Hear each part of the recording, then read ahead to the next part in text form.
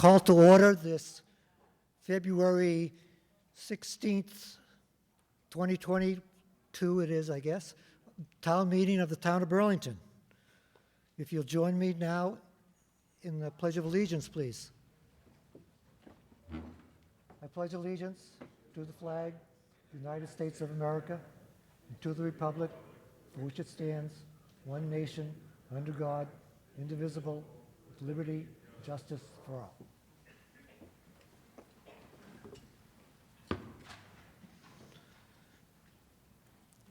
And I can't say how nice it is to see some people in the audience. Thank you folks for coming. And you people online, you just don't know what you're missing, but that's okay.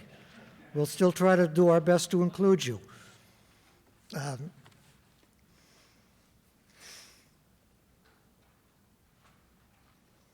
There's a couple items before we get going to get out of the way. One of which is some sad news. Would like to ask for a moment of silence, as we've lost two, one current member and one former member, of both are very long-standing. Ann Rowe and Jean Rossi both passed away recently, and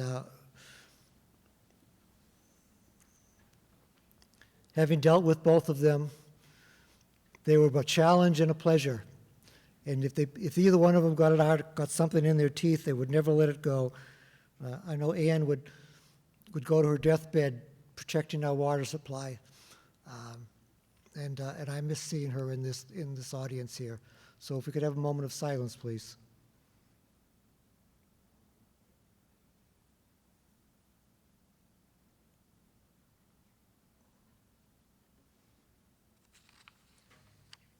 Thank you. I'd like to acknowledge our State Rep Ken Gordon is here this evening. You know, again, pleasure having people attend in person. Thank you, Ken. And for those of you who are online, you have to thank him also, because it was Ken's good work that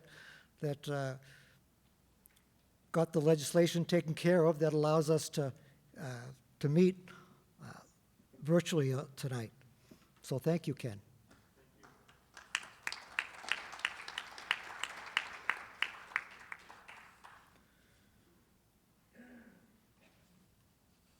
Okay, as far as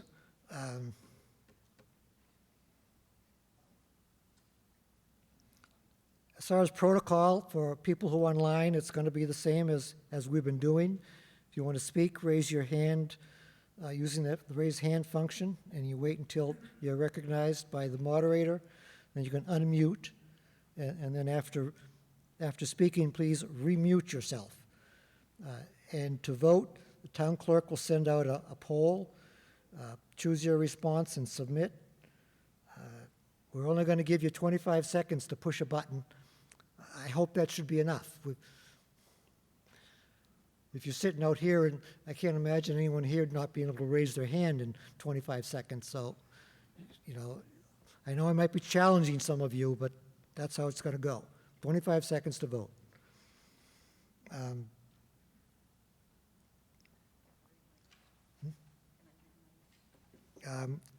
Yes, and we have some other thank yous to make. Thank you, Mr. Moderator. I'm Amy Warfield, the town clerk, if you don't know me. So we're here at another hybrid town meeting, but there are many people that make this happen, even make this happen for you guys that are here present.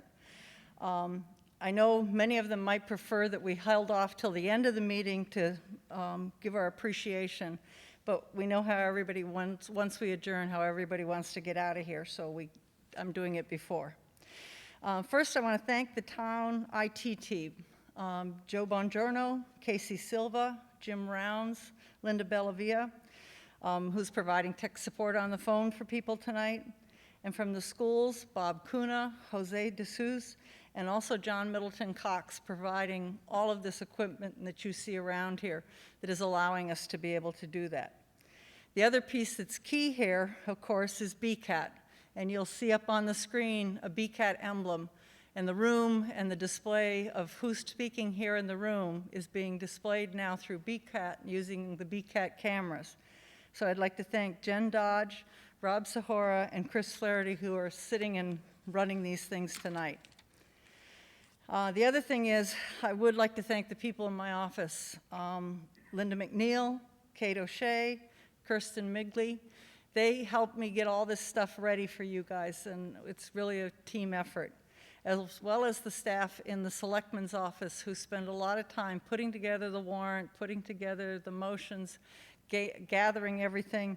That team's now headed up by Lynn Mills. And then from planning, Brady Caldwell, who's kind of riding and giving all the presentations, and Jennifer Gelinas, who's working remotely to be able to help people who are on Facebook even to be able to ask questions. And then finally, for this evening, working AV, and this is going to be one of the things for everybody, both remotely and people in the room here. We have John Porter and Joe Mikado, and they're going to be driving the sound. So what you're going to need to do is when Bill calls on you, if you would just pause for a moment, first unmute yourself if you're remote, pause for a moment, and then start to talk, because that way the AV can get, the sound people can get you heard. It's going to be a little bit like talking on the radio, and so you need to make sure that you pause, you talk, you say what you want to say, and then you pause so we know that you're done speaking. That way no one will accidentally get cut off. And then I would personally like to thank again our state rep, Mr. Gordon. When this all kind of came through that the legislation ended on December 15th, I called him and said, what do we do? How do we get this to work? Lisa Mead, our legal counsel, had given us the text to put in, but Mr. Gordon really walked this through, and I really appreciate the hard work that he did for the town. He did a good job representing us in the legislature. So thank you very much. Thank you, Mr. Moderator. Thank you, Ms. Warfield.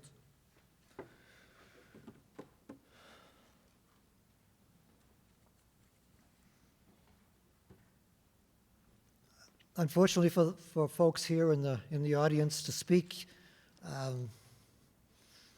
since we're not quite out of COVID enough to be comfortable passing microphones around, you're going to have to come up to a microphone up front.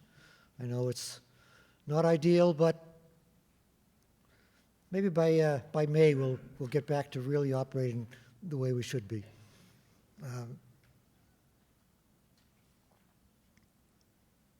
At this point, the moderator would appreciate a housekeeping motion.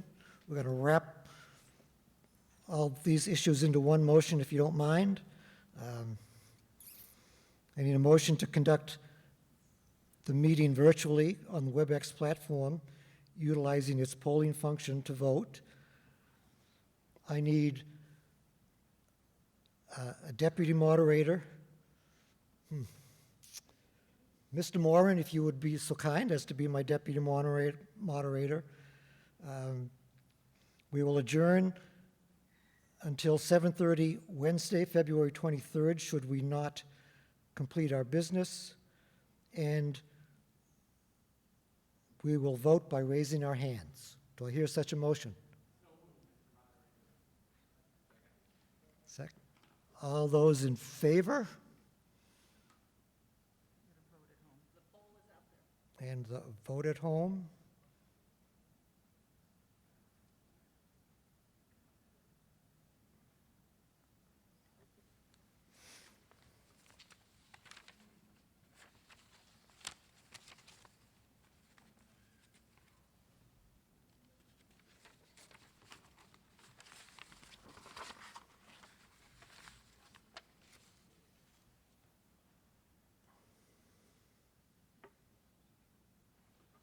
Amy, time limit's 5 minutes. Got it now, please. 20 more seconds. I was giving them warm-up. All right. Mr. Moderator, do you have to ask if anyone opposes? Not yet. Not yet. Okay. I'll get to that. Thank you. Okay, the poll is closed, so we have their vote for it, against, and anybody in the audience against it? Seeing nobody, thank you. The results are?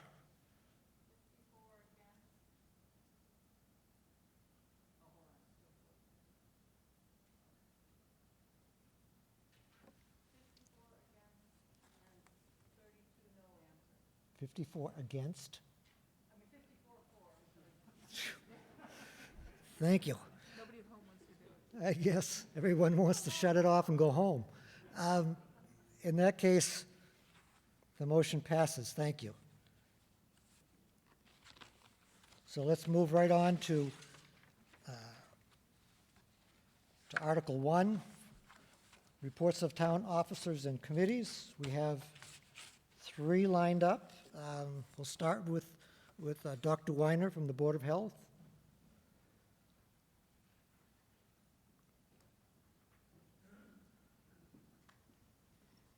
Thank you, Mr. Moderator. Good evening, everybody, both here and online. I'm Dr. Ed Weiner, Chairman of the Board of Health. You may remember that almost a year ago, this town meeting approved a new and necessary leadership position within our town, the Associate Director of Public Health. I promised you that we would do a national search, that we would search the country for the best professional available. Well, we found him in Minnesota. Highly educated, experienced, a Navy veteran, and committed to doing the best for Burlington. Tonight, I want to introduce, and you can meet, our new Associate Director of Public Health, Mr. Michael Green.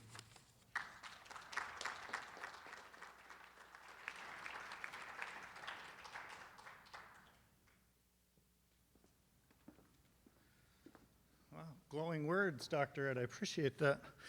I'd also like to thank the other members of the Board of Health for the opportunity. It really is a privilege working for the town of Burlington, for these residents. Thoroughly enjoyed it. I grew up about an hour north of here in Newmarket, New Hampshire, and like Dr. Ed said, after a brief stint in the Navy and some time stuck in Minnesota, it's really nice to be back in New England. So I really appreciate it. I'm always available. Really like to get to know more of the residents in town, and hit me up anytime. Thank you very much. Thank you, Mr. Green. Ms. LaRue, I guess you have something to speak to us about.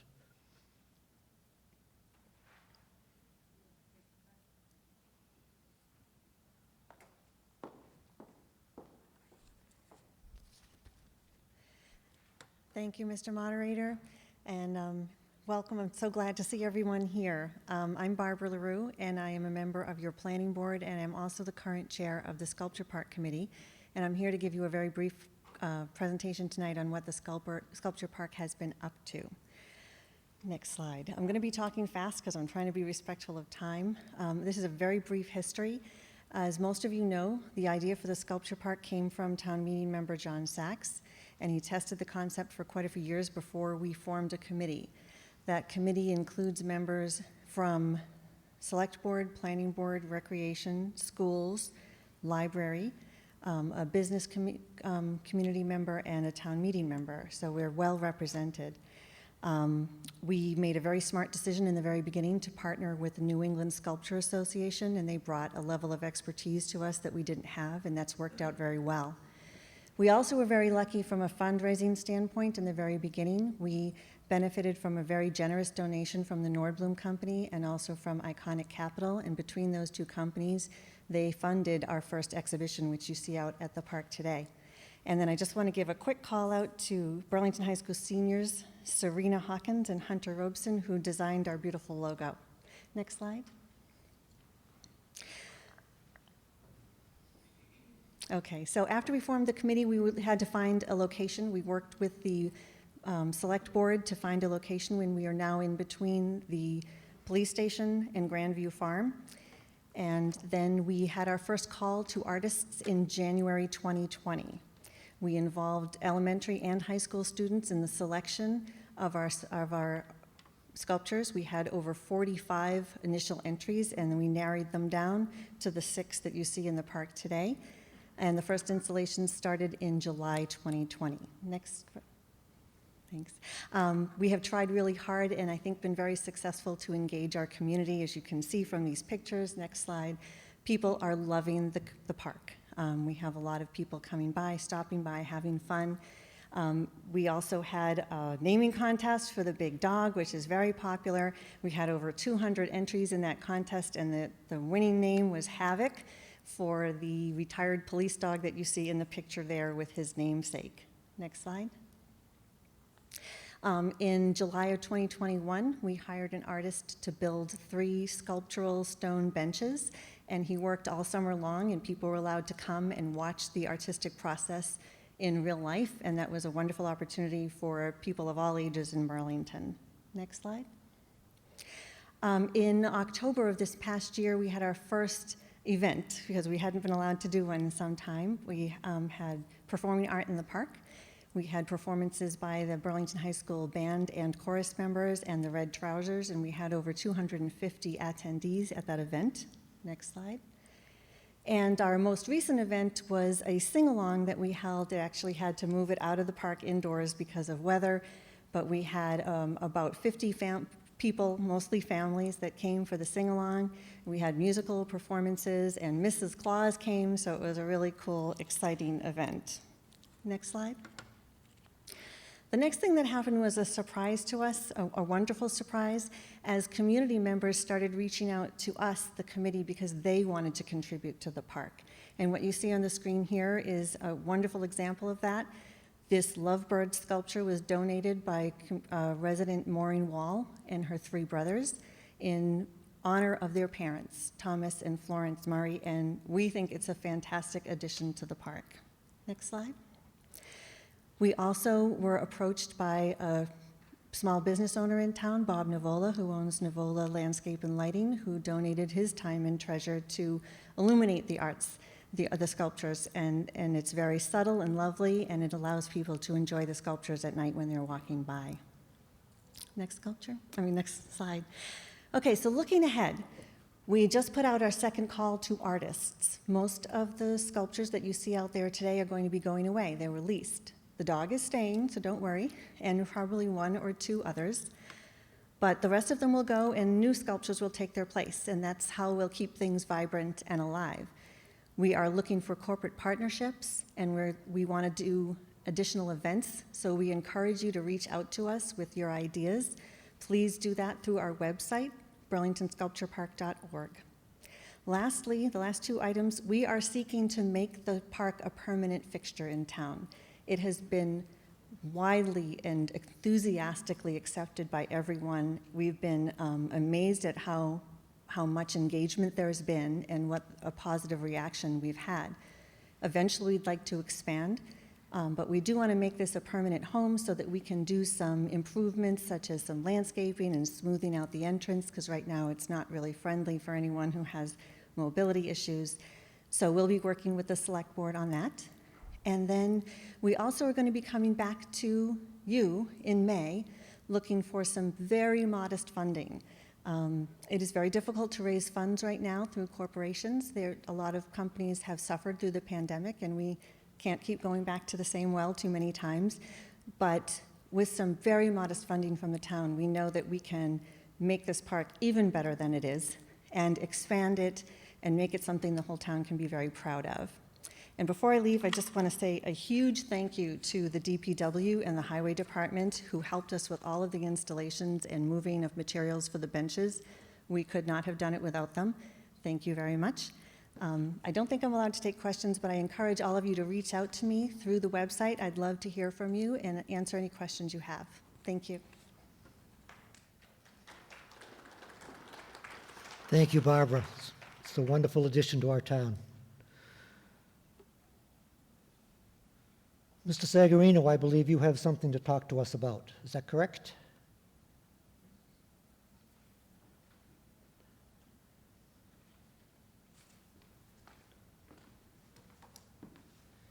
Mr. Moderator, I believe Kristen Kasner, our Planning Director, is going to start this one off. Okay, whatever the order is.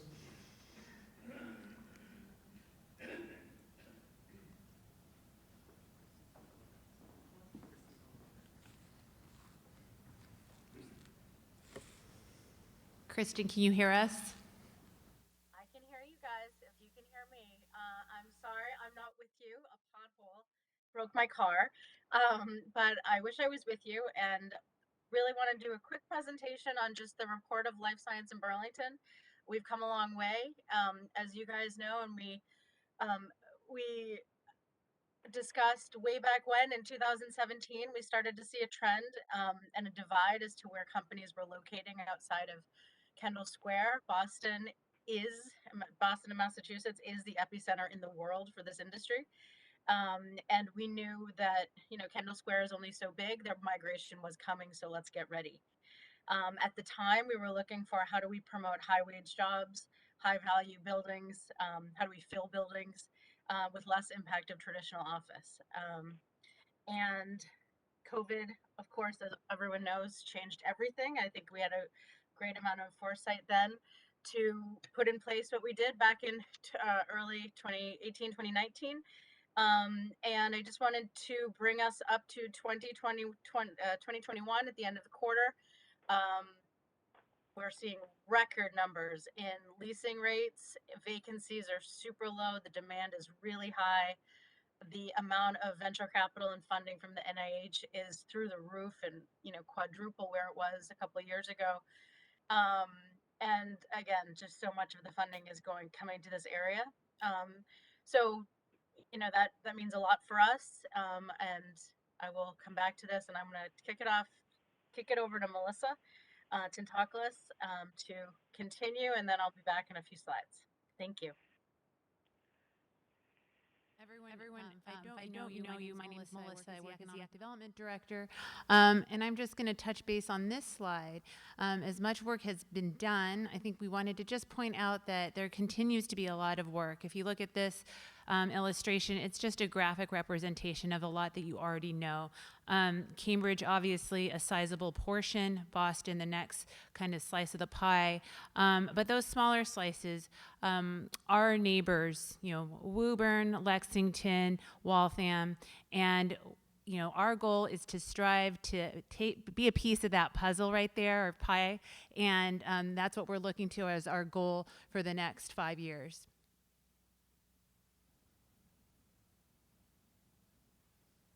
So with this slide, we just really wanted to remind all of you where we were way back when, of the Life Science Forum. We had many of you as panelists.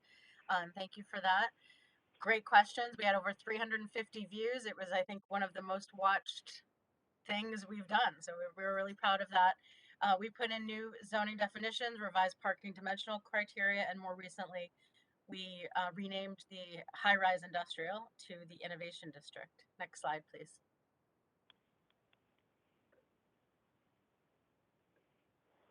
We also brought a bunch of rezonings to you. We, as well as private landowners, brought a bunch of rezonings to you. These rezonings have really brought a lot of interest into town, as we'll continue to discuss in the next slides. But we really just wanted to say, I know we brought a lot to this body of town meeting, and really wanted to say thank you to all of you and all the boards that have made this possible and brought us here to date. So thank you. And from this, I will hand it over to the Board of Health to talk about their critical and a very important role in the life science and biotech industry in Burlington. Thank you. Biotechnology within this community is highly regulated through our comprehensive regulation. We created this regulation in 2020, incorporating all of our early recombinant DNA requirements. We review every company, healthcare institution, and academic research laboratory, examining every aspect of their science with Board of Health permitting. A member of my board and a community representative sits on each company's IBC. That's their institutional Biosafety Committee. And we routinely inspect these scientific institutions. And last and most important, the Board of Health, our public health professionals, and I, as chairman of the Board of Health, are committed in providing continual oversight and safety to our town. We don't have time for questions tonight. You can call me at any time.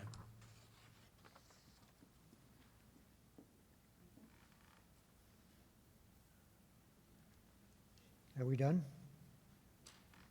No, okay, sorry. Yes, thank you, and thank you, Burlington. You know, we've been demonstrating that we're in line with what the future of commercial real estate is actually looking for. Our efforts aren't only stimulating our own economy, but diminishing vacancies and creating jobs. But the science behind these amazing companies are truly changing lives across the globe. Some examples of what these companies do include Sarepta. They have gene therapies for muscular dystrophy. Butterfly, they're developing handheld ultrasound machines at a fraction of the cost. So, you know, think about it. You walk into your doctor's office, rather than actually having to get an ultrasound at a different lab, your doctor will have an ultrasound in his hand at that location. And then there's Scifox. They're merging biochemistry and photonic chip technology to enable ubiquitous point of need and at home diagnostics. Glucose, they're pioneering new treatments for chronic eye diseases. And then Vericel, they're advanced cell therapies. They regrow cartilage as well as skin. You know, again, we're not just changing our economy, but we're really changing lives forever across the globe. And this is truly amazing stuff. So thank you again, Burlington. We're doing an amazing job, and just keep up the good work. Thank you.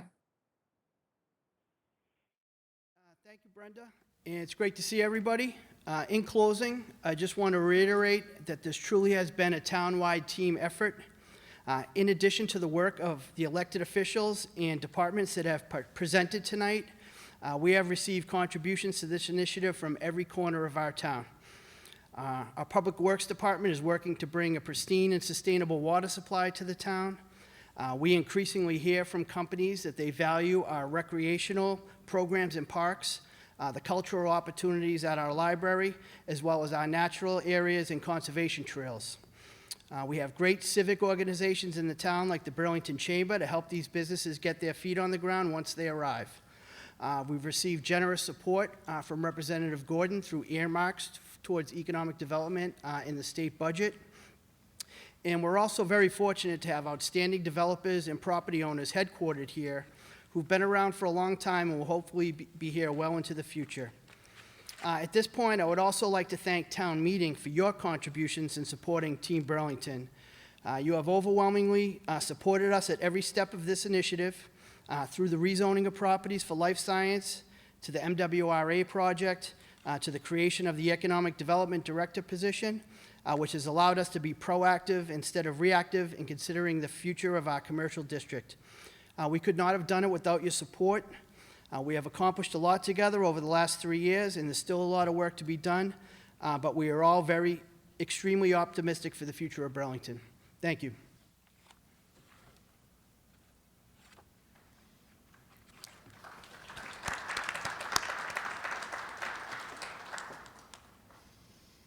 Thank you all. That was a wonderful presentation, and kudos to everyone involved in the progress we've made with this. Thank you. So let's move on to Article 2.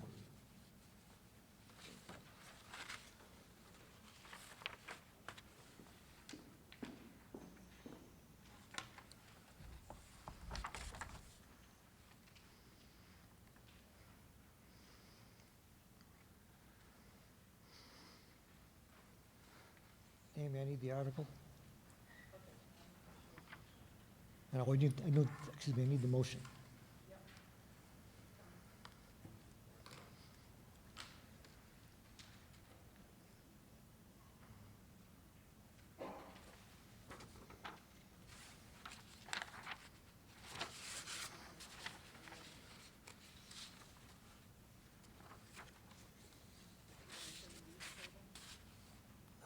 Yes, please. 5-0 favorable on this article. Thank you.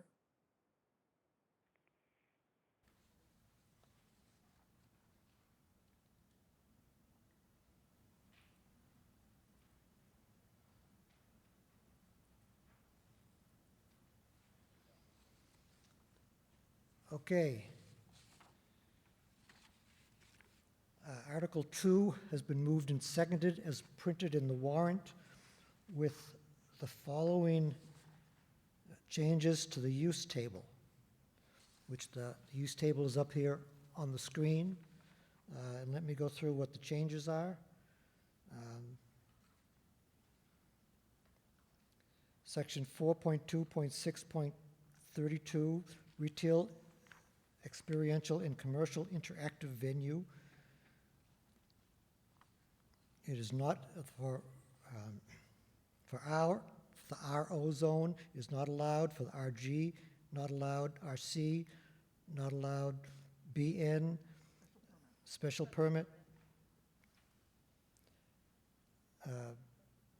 BL, special permit, BG, yes, IG, no, I, special permit, IR, yes, OS, no, A, yes, WR, yes, C, yes, CBD, yes.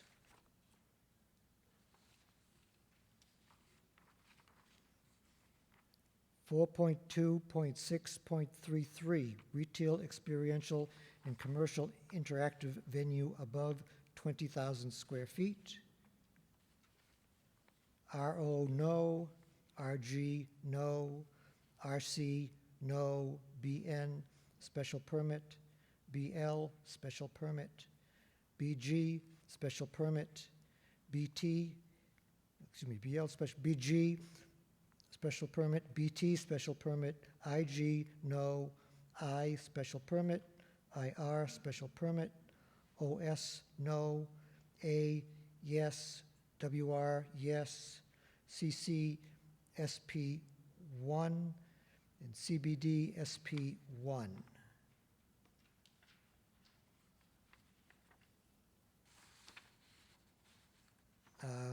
And educational use for profit, I believe, is as was presented. Is that correct? So that one's done.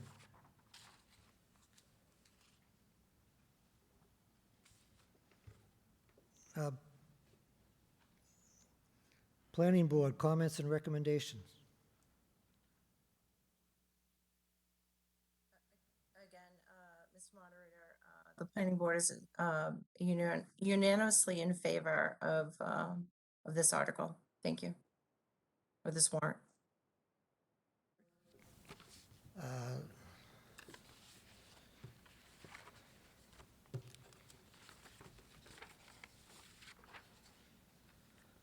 Land Use Committee also supported this, 5-0-0.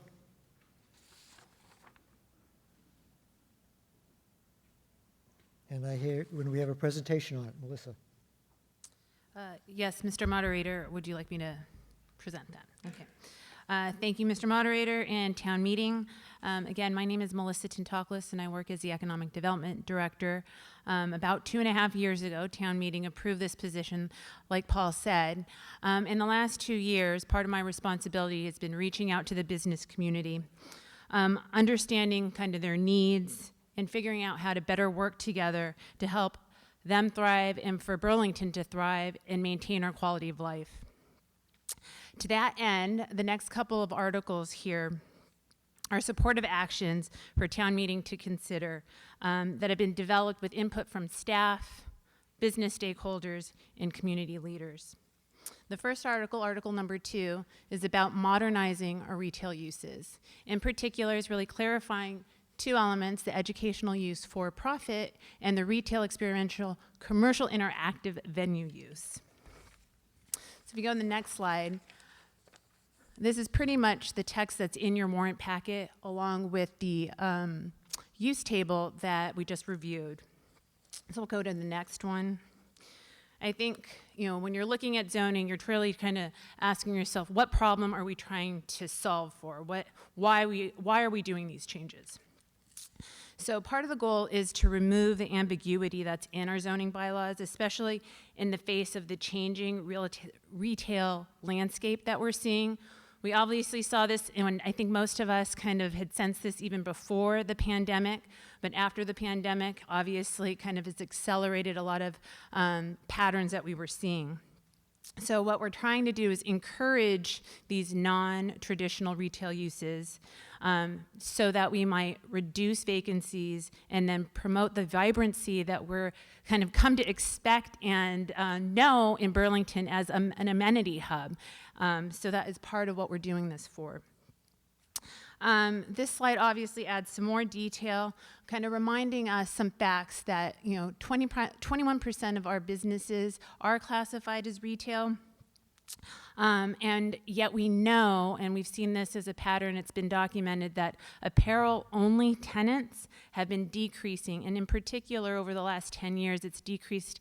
Those tenants alone that just sell clothing decreased about 17% in most nationwide. So what we want to do, again, is make this is explicit. Some people, through the process had asked me, and I kind of said, well, don't we kind of allow it? We kind of do. But what we want to do, again, is make it clear, understandable, and remove any uncertainty so we can stay competitive and relevant in the market. And this is important because, as you'll see, I have some examples here. These concepts that we're seeing are actually, special, unique experiences that are usually only one in a market. So if we're looking at the Boston market, they'll only pick one. So our competitors are, Assembly Square in Somerville, Natick Mall, they're around Boston. And so when it lands, we're excited because it becomes a destination. And I know we want to kind of keep our amenity base elevated with high quality, really kind of desirable, and the kind of the cool factor we've kind of expected out here. So these are just starting to, I wanted to share the next few slides, a couple of the examples of these non-traditional retail uses. Several of these you've probably seen around Jamboree or Codeverse, kid-centric, experience-based venues that also maybe sell product, but also are selling you an experience, whether it's a program or whether it's an activity to do. Go to the next slide. The Peppa Pig World, some of the larger scale experience-based venues. We're familiar with those, but we also kind of had concern. I know through this process, through the public hearing process, we heard about the Dave & Buster's that came. That was 40,000 square feet. So if you notice in the zoning, anything over 20,000 square feet would require a special permit. So keeping these at a smaller scale. Go to the next one, please. Thank you. One story I wanted to just highlight, which if you have kids or grandkids, you might already know about this place. It's called Camp in the Mall. Again, you might be asking yourself, well, we already have it. We allowed it. But the story behind this is actually pretty interesting in that they were considering a couple other locations, and because it was unclear, it was falling in this category of maybe theater, maybe arcade, maybe educational, and they weren't getting immediate clarity. They were looking to set up and start their lease elsewhere. Fortunately, things worked out, and they've kind of opened shop recently, just went there, and it's a series of kind of curated kind of exhibit rooms for kids, and they have a theme, and this theme is currently, it's called Paw Patrol, if you're familiar with that, and that'll be in place for about 4 months, 3 to 4 months, and then they'll have a new one. So those are the kind of experience-based things we're talking about. The next couple ones are just highlights of the same, or similar, I should say. These use more virtual technology for kind of simulating an experience, and they still have food, which would require a special permit. That's separate. And we'll move to the next one. Some of them take place in smaller scale venues. They could serve even as a pop-up. We'll go to the next one.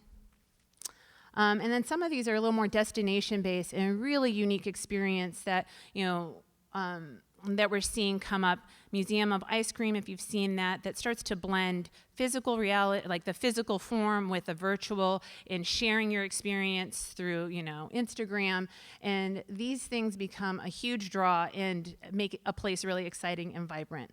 And we'll go to the next one. These are a couple more of the same very highly curated, high quality spaces that are drawing people from, all over. So with that, I don't know if I take any questions, Mr. Moderator, or how that goes. Yes. Hold on just a second. I neglected to give the vote of the Zoning Bylaw Review Committee, voted 7-0-0 in favor of this. Now we will open it up for discussion. Any questions from the body?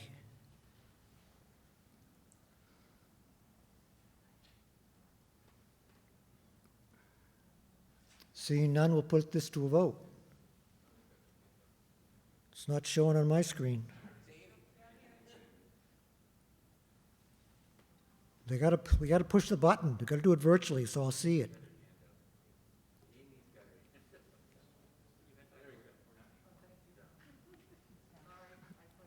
All right. Oh, there we go. Okay. A little technical glitch, no biggie. Okay, so we'll put it to a vote. All those in favor?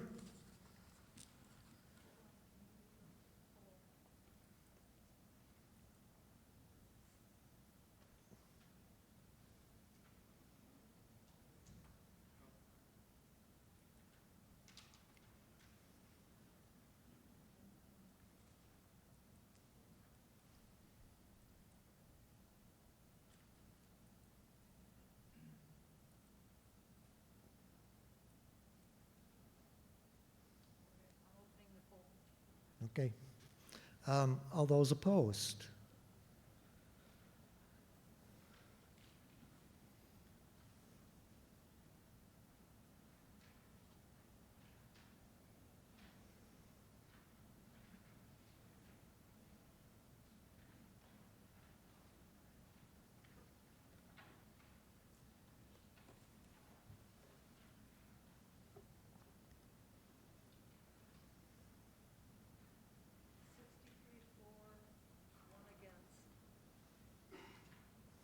Then the motion passes. Easily by 2/3, yes. One opposed. Unanimous in-house.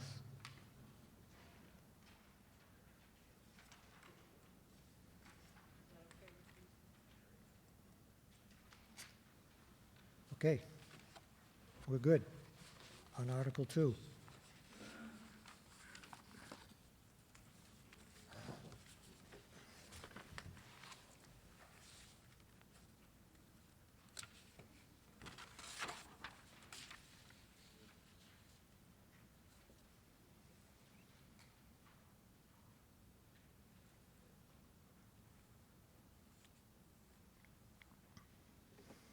Article 3 is...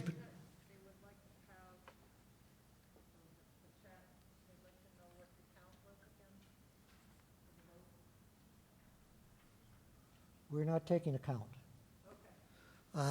Just so there's no confusion, we don't take a count in the House, so we'll see how that vote goes. If the vote online goes along with it, then we'll just either pass or fail the article. If it's close or there's a difference in the two groups, then we will have a count for the whole, for the audience here to go along with the count we end up with online.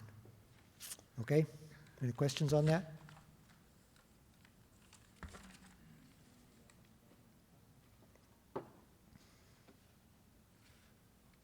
Okay, Article 3 on outdoor seating. It has been moved and seconded as printed in the warrant with a couple changes.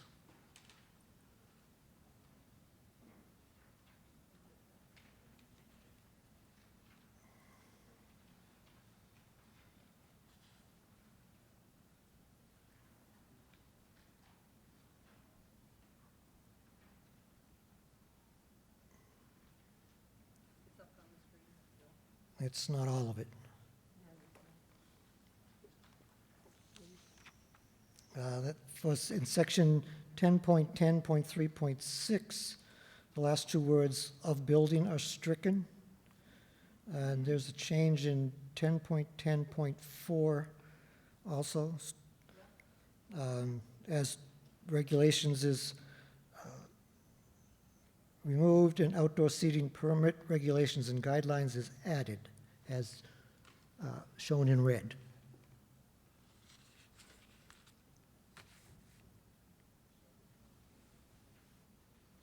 Okay, Planning Board, please. Ms. Rappaport. Thank you, Mr. Moderator. We had 3 favorable, 3 opposed, and 1 abstention.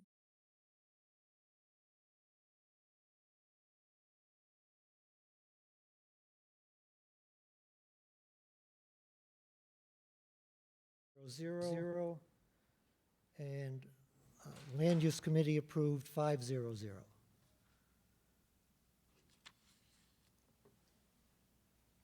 Thank you, Mr. Moderator. I have a presentation for this if you'd like it. Okay.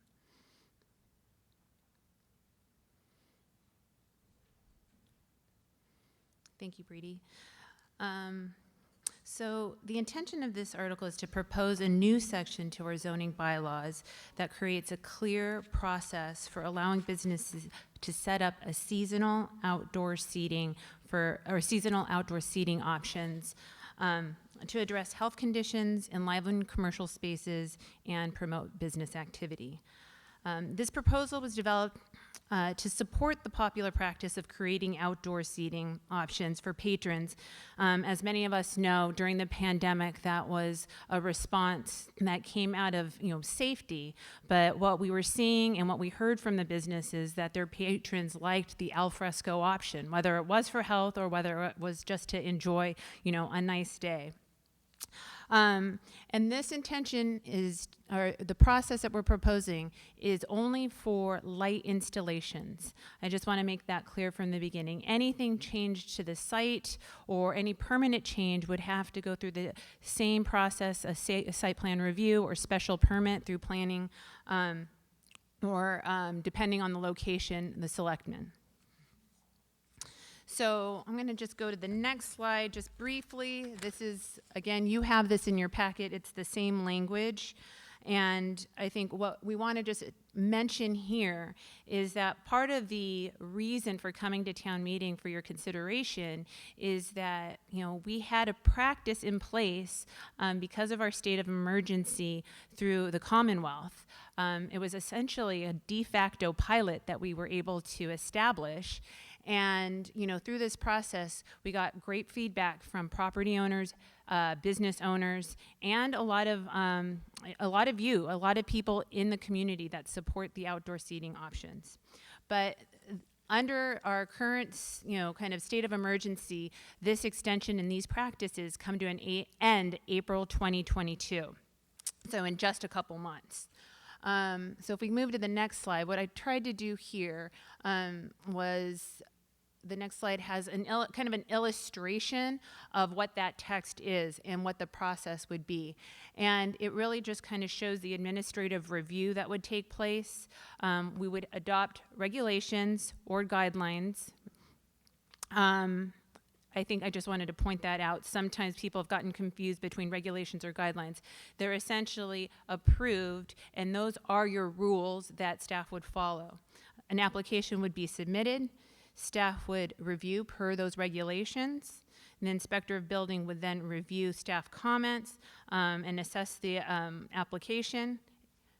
They would approve or deny it, and then an annual permit would be issued. And that would have to come before this group and would be required to be submitted each year. Just to reiterate, any proposals that are permanent and that offer permanent changes to the site will be directed to the planning board as typical for special permit, and any proposals in particular in the public right-of-way, which is purview of the select board, would be directed there. So a couple more things. This slide kind of details again why we're doing this. As we've mentioned a little bit in the past, and we've discussed in different committees, our sector, in terms of restaurants and food establishments, has seen a 25% decrease in sales, at least by recording through the meals tax. So that meals tax percentage has decreased given COVID. And so this is another supportive action to facilitate this outdoor seating and generate businesses. It also happens to enliven storefront, and it just has given patrons these options. Under this kind of, I would say, I keep saying this kind of de facto pilot program we were able to establish an online application and create a task force. And this is what we want to model this after. And that would include review by police, fire, building, Board of Health, planning, and economic development. Through the last 20 months, we had about 40 applications, and we've had no complaints. So that's partly the motivation. We're partly trying to model after this. If we go to the next slide. The Office of Business Development has been encouraging communities to adopt such practices. They've provided guidelines, kind of toolboxes, if you will, of how to implement these type of outdoor seating, and in this case, retail as well. If we turn to the next one. Here, the one thing that I feel I lament is that we did not actually get that many pictures of our outdoor seating in action. So if you can imagine more people in these two pictures, these are examples of what we were able to do. And if we go to the last slide here, just want to kind of show you the online application that is still in place until April 2022. And that concludes this presentation, but it gives you some background on the thinking and where this proposal is coming from. Thank you. Now we'll open up for discussion. Mr. Eiler, I believe you have an amendment you'd like to make, so get that out of the way, please.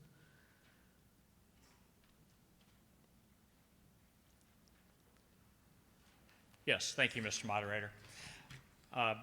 So I'm definitely in favor of this. I like the idea of the outdoor seating. I think it's a nice addition to the town and a really good experience to have that opportunity available to us. I did have just one minor thing that I wanted to propose. In the presentation in the backup, it talks about how this is how the outdoor seating is temporary in nature. It's only during April to November. You have to apply annually. None of this is specified in the bylaw. I think the intent is that it would end up in the regulations.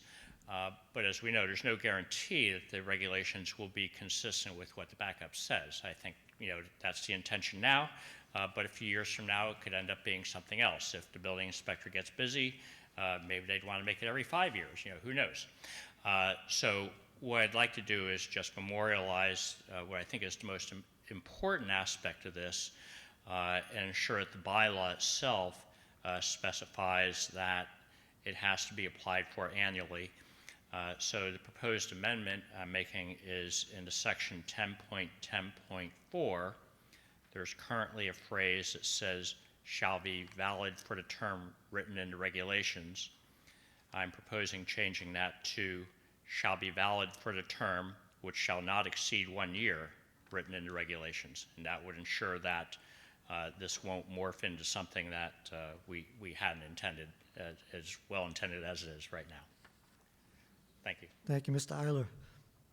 Melissa, do you have any comments on that? Is that an issue with you? Yes.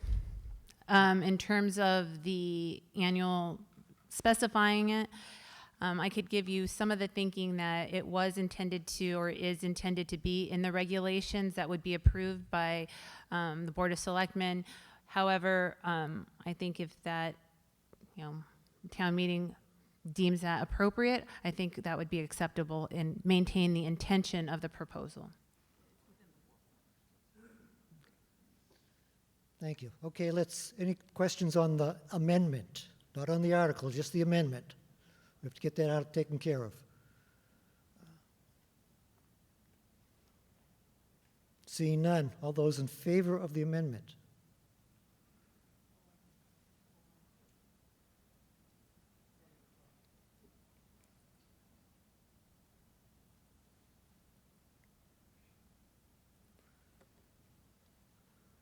Okay, while Amy gets the poll out, all those opposed here?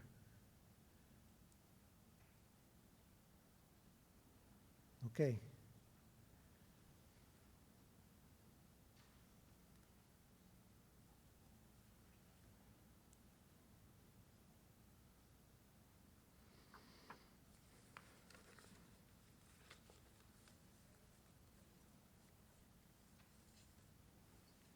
Can you cut that time down?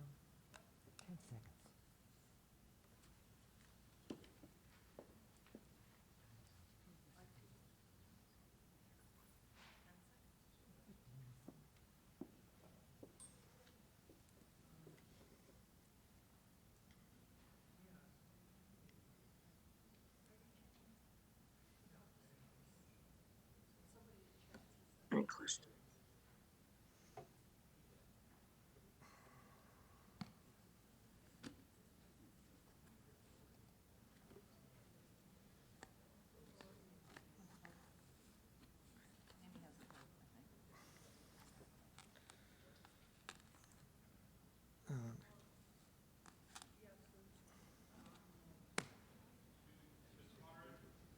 Yes, sir.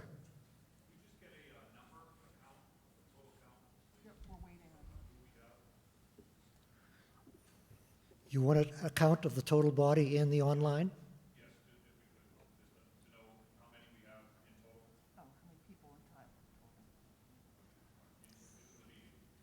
Okay, well, in that case, I'll need some couple of people to count. No, he wants to know how many people are in attendance. Oh, in attendance.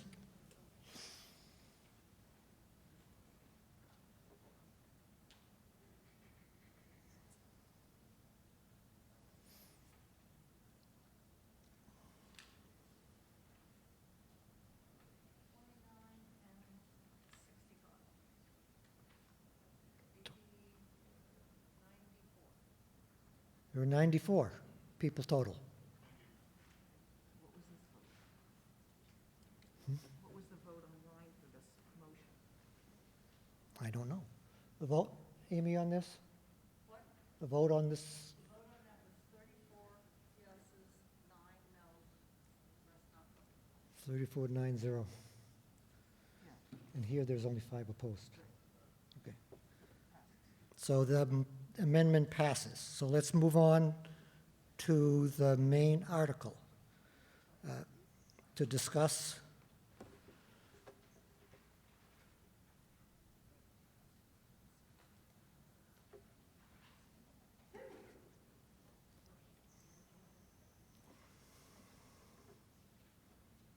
why aren't I?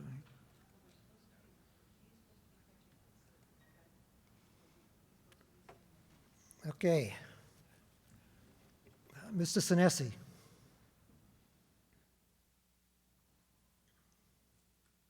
Thank you, moderator. Adam Sinesi, Precinct 1.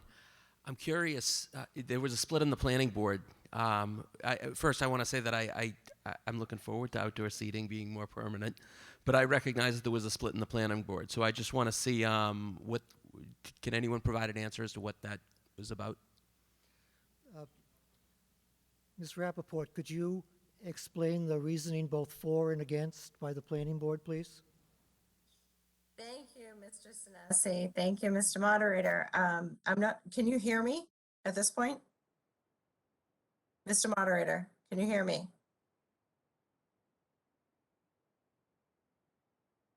Can everyone else hear me? I don't think he can hear any of us, Brenda. Okay, Something's wrong. yeah, this is a problem. I'm calling. Let me phone a friend. Send Amy a note in the chat. I just emailed Amy. Thanks. I emailed and put in the chat to both Bill and Amy, so Great. hopefully they'll see it soon. I'm not quite sure why he can't hear us. So for those who can hear me, like I had previously said, it was a 3-3-1 vote, 3 in favor, 3 not in favor, and 1 abstention. And I have 2 folks here that I can explain. I was the one who abstained. Mike Espejo is willing to speak in favor, and Barbara LaRue is going to speak. I'm sorry, I take that back. Mike Espejo is going to speak in favor, and Barbara LaRue will speak on behalf of those who were opposed. So I would like to make sure that everyone in the audience can actually hear us before both folks speak to that fact. You can see that chat. All right, so we're gonna pause for a second until we can get everybody on board.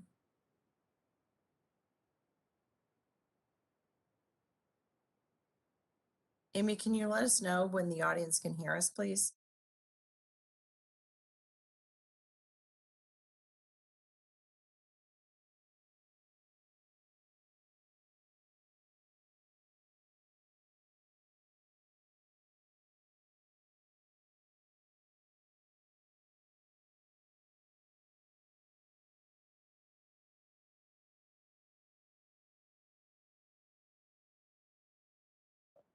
All right, so apparently everybody could hear us the entire time. So let's move forward. Who would, Mike Espejo, would you kindly speak forward on behalf of those who are in favor of this article? Sure. Thank you, Madam Chair, and thank you, Mr. Moderator, and members of the body for giving me a few seconds to speak about my vote. I don't think it's any surprise or new news to anyone over the past 2 years of our lives what the pandemic has done.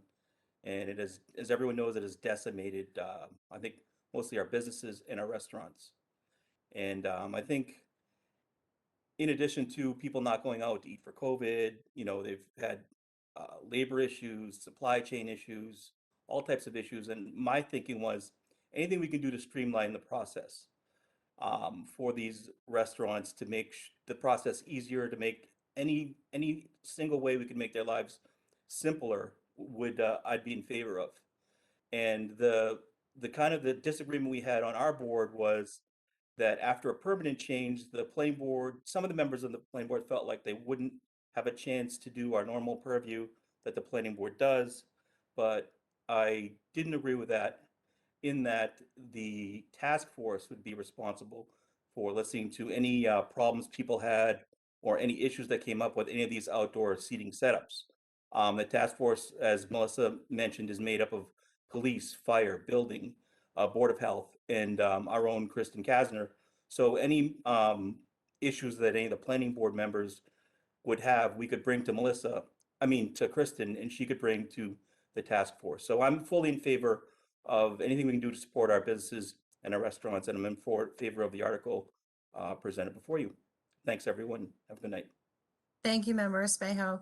Member LaRue, if you would kindly chime in on the other side prior to any other comments.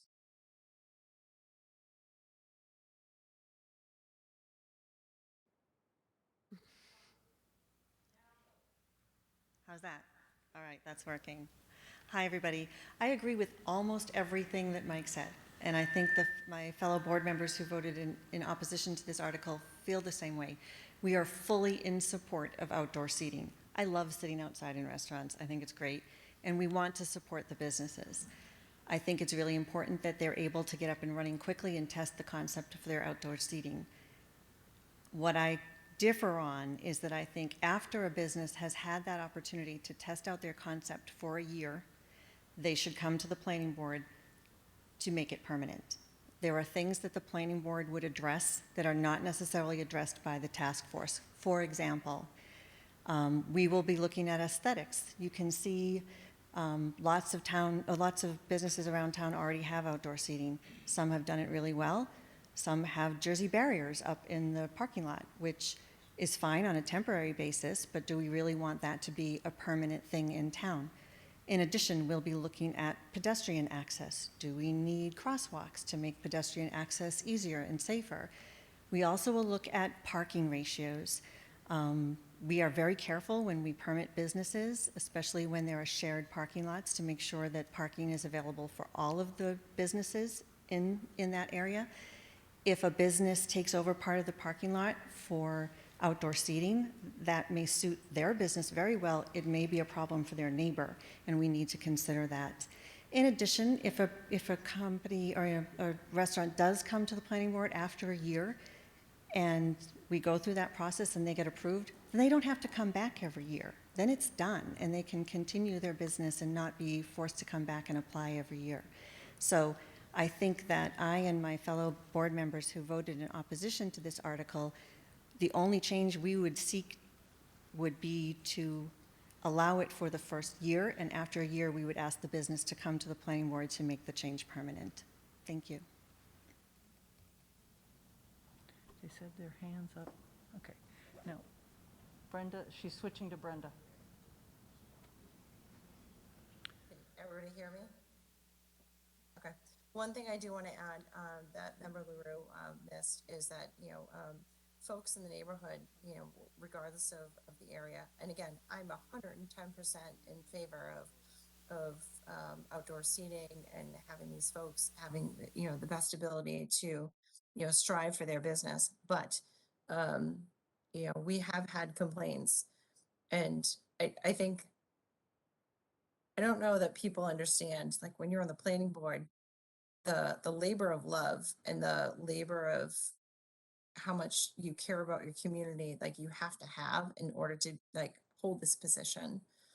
I get complaints about everything from, noise to water drainage and everything. But as it adheres to this specific bylaw, the noise complaints are definitely an issue. The aesthetic things are definitely an issue, and I want people to take that into consideration. We want things to be the best way that they can actually be, so that we can have the best town that we can have. And we're not trying to add an extra hurdle, but we're actually just trying to make it the most aesthetically happy place that everyone can actually enjoy. So in closing, that's all I have. Thank you. Thank you, Mr. Moderator. Can you hear me now? Yes, thank you. Good. Okay. Let's move on with the discussion. Melissa, do you have any comments regarding the planning board comments? Mr. Moderator, yes. So I guess part of the thinking is that this allows for flexibility and trial for businesses. And we do have an example of Tavern on the Square that was allowed to establish some temporary outdoor seating. They realized that their patrons really liked it, and they also realized that they could use it in the winter months, so thereby determining that they would like to have year-round permanent changes. So in this case, our kind of de facto pilot program allowed them to try it, and then with their permanent changes, they did go to planning board and they modified a special permit to make that a permanent change. But they were allowed to try it under our pilot program. Also, the annual check versus a special permit, one and done. I just want to say the thinking behind that. The annual permit does ensure that the quality of the furniture is maintained every year. This is outdoor furniture. If we just say okay by special permit, we do not have any enforcement or inspection on any annual basis, and this way it does allow that. And also, to address the property owner issue, we do have this itemized actually in the bylaw under section 10.10.3.6, which we specifically call out that the property owner must manage the parking. So just so you know, some of those things have been thought about. Thank you.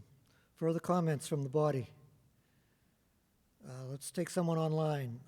Mr. Parker. Excuse me, Mr. Moderator. I think the inspection process will actually be overseen by a new position that the planning board is looking for to oversee, any zoning issues, and that should be, Kristen, correct me if I'm wrong, is that coming in May? The new role? It's part of our proposed budget for the annual May town meeting. Thank you.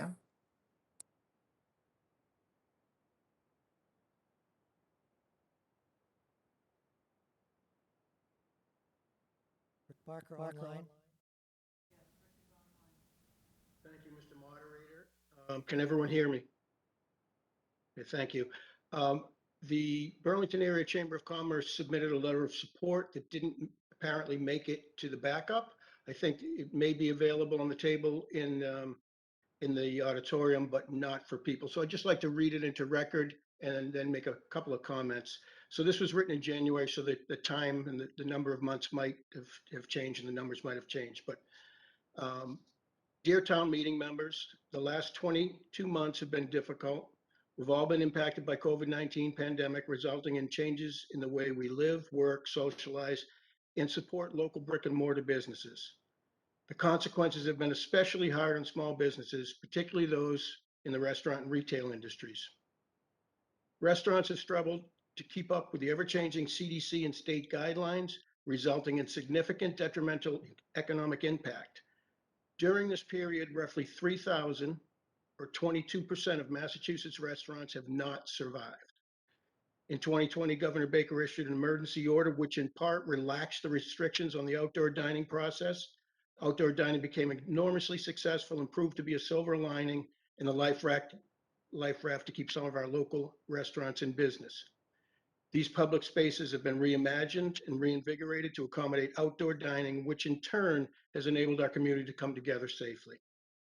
The zoning bylaw amendment before you will allow for the continuation of these expanded relief measures, which is vitally important to the business community as we continue to work their way back from the impacts of the pandemic.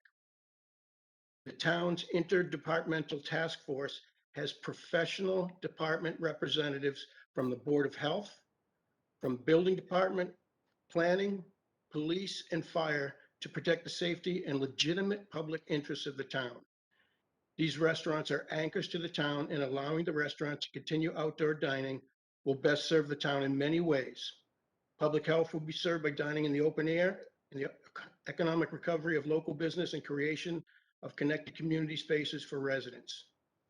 The Burlington restaurant community is also a significant source of revenue for the town, ranking among the top 10 Massachusetts contributors to local meals tax, while serving as a key segment of the amenities that attract world-renowned companies and talents to Burlington.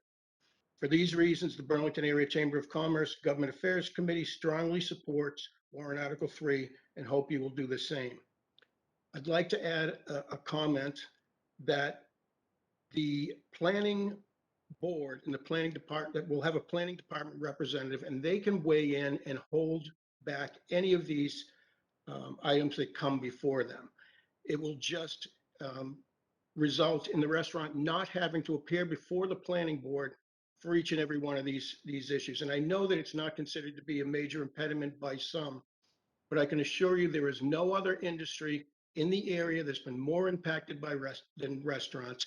And this is a key consideration for this town. And we hope that you will accept this, this warrant article as it is written. Thank you. Thank you, Mr. Parker.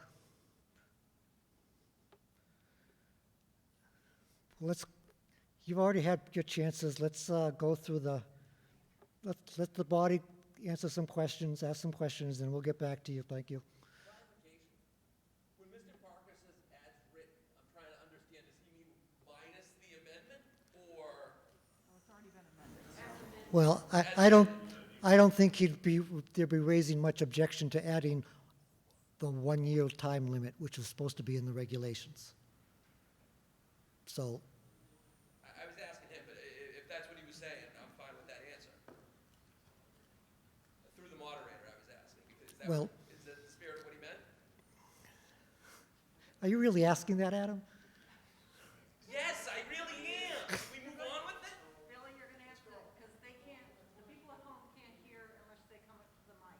So if you want to repeat what his question is and ask it. If you have a question, Mr. Sinesi, you have to come up to the mic, please. You know that. Through the moderator, Mr. Parker, I'm just trying to clarify. When you say as written, you mean pre-amendment?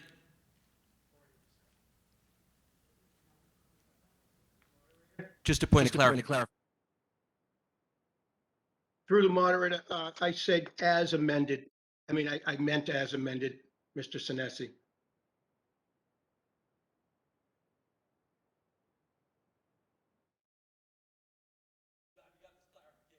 I'm glad you're happy now. Mr. DiTucci.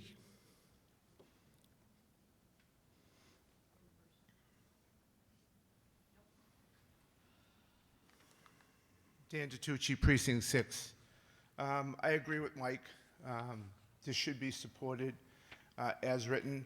The Economic Development Director, between these first two articles and what it's going to do for the town over the next few years, she's more than earned her paycheck.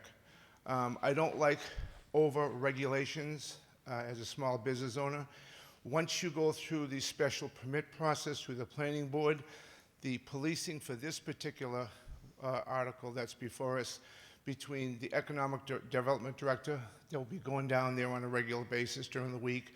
The building department is going to be looking at it. The police are going to be looking at it.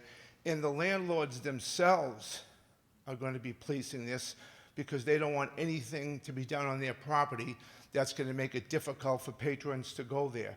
They're not going to be, they're going to be watching loud noises, complaints. No landlord wants to get any of these complaints from the police or from the fire or anybody else. So let's support it the way it's written. Let's do not over-regulate something that doesn't really need to be over-regulated. These are just aesthetics, safety features. We're pretty good on safety features. We see what's being done.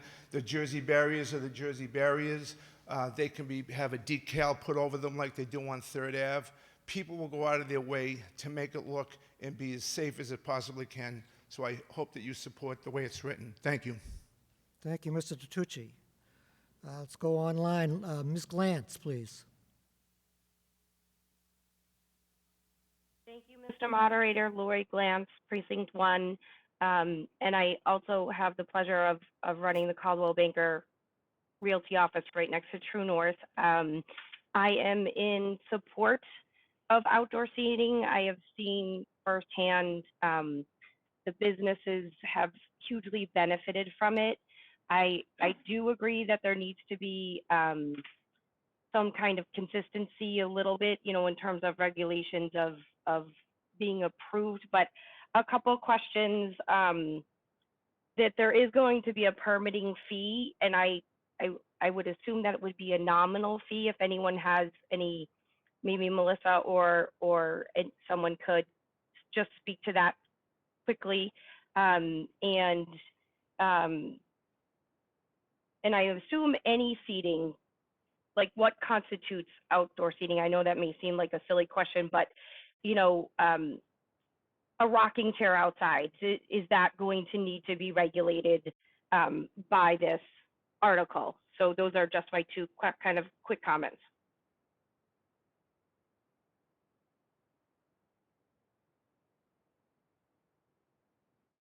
Not been determined. It would be nominal. Through the pilot program, there had not been a fee. To the second question, yes, outdoor seating, that would constitute, if you did not have it, a rocking chair would constitute as outdoor seating. Thank you. Yes, sir. Mark Woods, sorry, I'm losing names. Hiding behind the mask. I hide behind my mask. Just in case. Okay. Mark Woods, Precinct 7. I just had a question on the warrant on 10.10.3.6. It said if, I'm sorry, 10.10.3.7. If alcohol is served at the premises prior to issuing the permit hereunder, the inspector of buildings shall require proof of modification of the alcohol license. What does that mean? Melissa?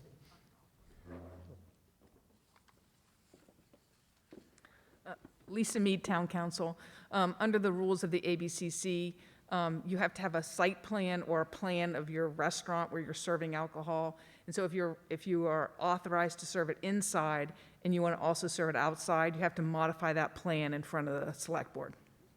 And is there a number with respect to serving alcohol? So in other words, if somebody adds 20 seats outside, how does that impact the alcohol license? It's by premises, so it's the description of the premises, not by seat. So you still have to amend it because you're changing what they define as the premises. So the premises is inside. If you're going to modify the premises by including outside, you have to go in for a modification. Okay, thank you.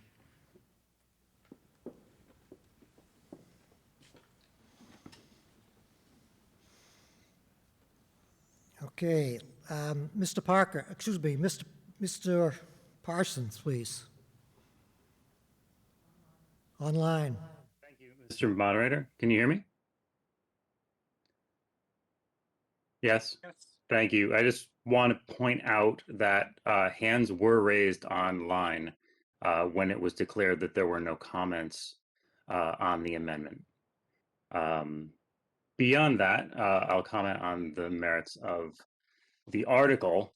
I heard consideration of this in the context of the zoning bylaw review committee, and we heard a number of objections to allowing this to be considered by a committee rather than by the planning board. And each objection that I heard, namely the parking and the aesthetics, what I thought was that businesses, as Mr. Ditucci stated, have a natural incentive to manage those things. In other words, everything that we fear might be damaging to the town or its residents would be equally damaging, if not more damaging, to the business. And so I think that we may be tending towards micromanaging in questioning those incentives. So I am in favor of the article as it is, and I think we should reconsider the amendment.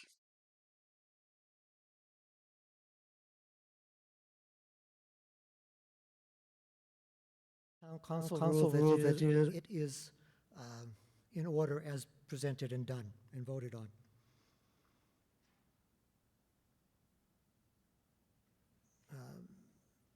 Mr. Pearson, online. Thank you, Mr. Moderator. I just wanted to say that I do like outdoor dining, but I do think that I would prefer the oversight of restaurants and their dining situation to be done by the methods that we've done in the past, and replacing the planning board with an ad hoc body of representatives from a dozen different departments doesn't sound less complicated to me. It sounds a lot more complicated and a lot more arbitrary as the viewpoints from all over town get put into the discussion. And I would rather have a situation where people had a pilot program, worked it out, and then went to the planning board, which is used to dealing with these kinds of issues, having the planning board go through it with them and then giving them a permit that they have and then they don't have to worry about again. The idea that it is deregulating an industry to make them come back every year and go through a meeting again with this ad hoc group doesn't sound to me to be deregulating. It sounds like too many cooks making the broth. So I think that the planning board ought to be the organization that makes the final decision and lets an organization go ahead without any more permits to have to keep getting over and over again.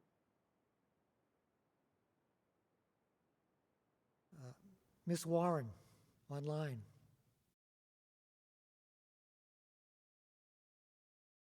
Mr. Moderator, Chris Warren, Precinct 4.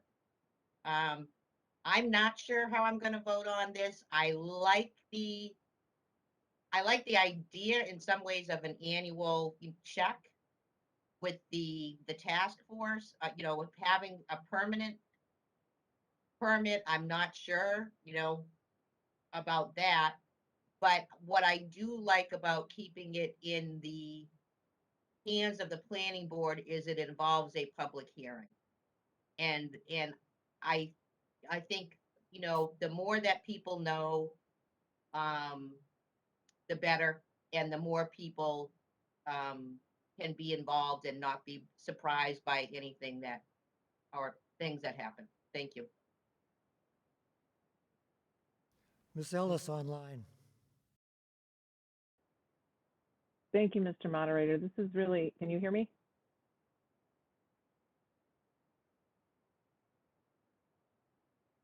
Yes, okay, all right. This is a clarifying question, I guess, because many of us online did not participate in the vote because we were trying to get your attention. So it sounds like the amendment has passed and that we will just be voting on the article as amended. So let's clear that up before we have another vote. We don't know what we're voting on. Thank you. Thank you, Sherry. If I did not see people who had comments to be made, I apologize for that. But the vote was taken with and easily passed with only a few objections. So let's move on with that. Mr. DeBona.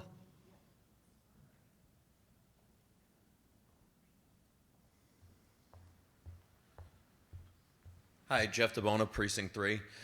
I wanted to find out how many restaurants are actually trying to utilize this right now.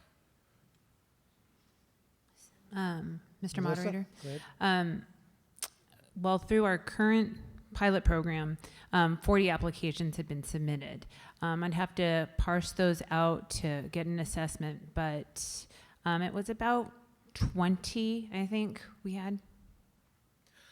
So, things that are going into the parking area, don't we have a requirement as far as the capacity of the restaurant needing a certain amount of parking to operate, and we're taking away parking spaces? Shouldn't this be going to the planning board to determine whether this is feasible, rather than just a separate committee?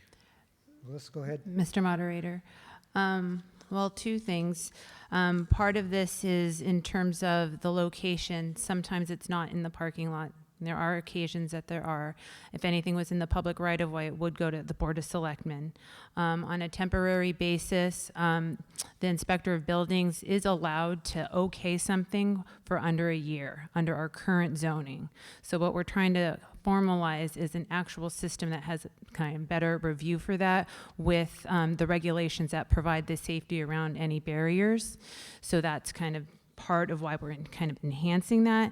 And then the other piece is the shifts in parking and demand in our commercial districts have drastically changed given work from home, given all these options that have now become more sticky, if you will, kind of post-COVID or as we're recovering from the pandemic. So part of that does allow the discretion of the Inspector of Buildings to assess if there's low utilization in the parking lot to allow for something like that. And in my experience, we've only had it was primarily True North from our experience that utilized approximately 3 parking spaces. Okay, so we're looking to do an amendment because of maybe one place in town. We've had outdoor dining in other places for many years, and I think using the current process and having the planning board do it would probably be the best bet. Thank you. Mr. Moderator. Oh, yeah. I'm sorry. Well, I think you have a good point in that when projects come in, we encourage them to think about permitting if they're seeking a special permit and they have an option for outdoor dining. I can give you an example of a new tenant over, I think it's in Crossroads. We're encouraging them to build into their plan outdoor seating now so that planning board can review it. But if you're an existing business, you'll have to pay $1,600, deal with conditions that the planning board would put on you for placing maybe a couple bistro seats out in front of your storefront. So what we're trying to do is create some flexibility for businesses to be a little creative try things out, enliven their storefront, so that, hopefully if it is something permanent and that really works for them, they would come back to the planning board. Okay, thank you.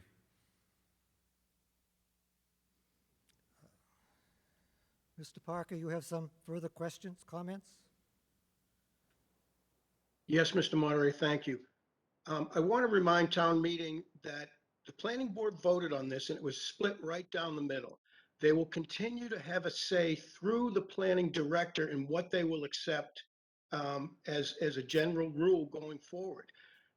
We're trying to streamline this process and not cut anybody out of the loop. This is not something to try to pull it away from planning board. They still will have a say through the planning director in this task force. So again, the planning board was split. So 3 of them feel like this is absolutely the way to go. 3 of them disagree, with 1 abstaining. I think we should continue to move this article forward.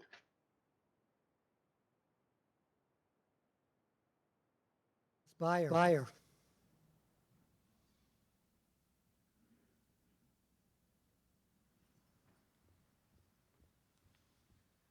Thank you, Mr. Moderator. Kathy Byer, Precinct 2. I want to reiterate what Ed Parsons had said about the Zoning Bylaw Review Committee had an extensive conversation about our conclusion that it would really end up coming down to landlords regulating leases and disagreements between businesses. And I do think that that is something that will be self-regulating. But moreover, I like the idea that someone can come for a permit annually, they can try it out, they could apply for it again the next year, and if it turns out that things didn't work out, that they can be told no to getting something the next year. If something gets approved by planning board or there's objections to it for anything that's going to be longer term, it becomes much more difficult to walk that back. And so I do think that it makes some sense for the streamlined version of coming up for an annual application. If they want to make it permanent, they always have the chance to go in front of the planning board and get that whole permit moved forward. Thank you. Thank you, Ms. Byer. Ms. LaRue.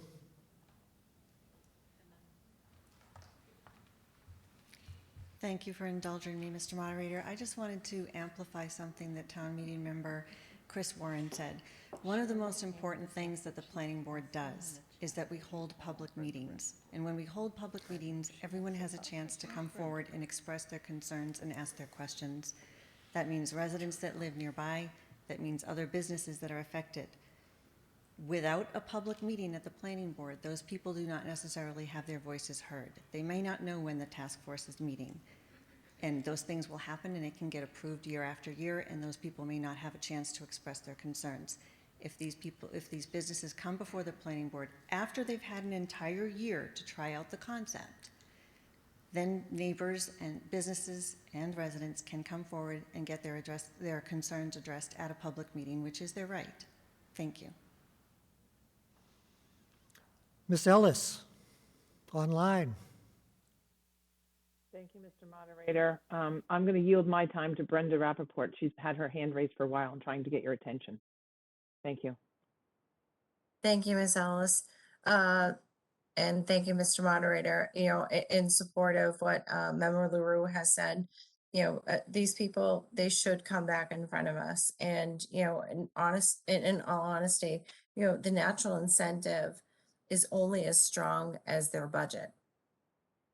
I am 110% of small business, but nobody can deny if you walk through town center, there's certain people that have not put forth their best effort for an aesthetically pleasing community.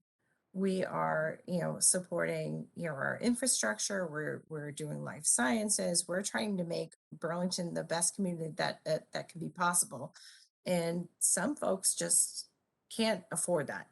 And that's okay, but that's not necessarily what we're looking for. And I really think that folks need to come in front of the planning board to make sure that, we're doing what we want this community to do. That's all. Thank you. Online, Mr. Murphy.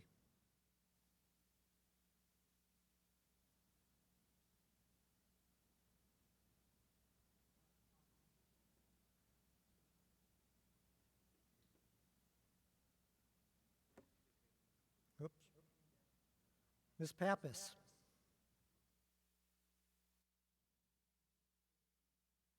Ms. Pappas? Hand down. I'll figure that out in a second. Businesses right now are trying to survive. That's what's going on in this town. And maybe you don't visit the businesses. Maybe you don't go everywhere that's trying to accommodate outdoor seating. But this isn't an issue of, I'm going to put some tables up front. I apologize if they're not aesthetically pleasing, but I'm a small business owner and I am doing what I need to do to survive. I don't have the time, the money, the manpower, the effort to go back in front of the planning board, to go back in front of whomever I need to go in front of in order to get this approved again. This is what I need to do so that I can pay my wages, so that I can continue to have a business in Burlington, and so that I can continue to contribute to the community. This is troubling. All the opposition to this, in my opinion, is really troubling. That's all I have to say.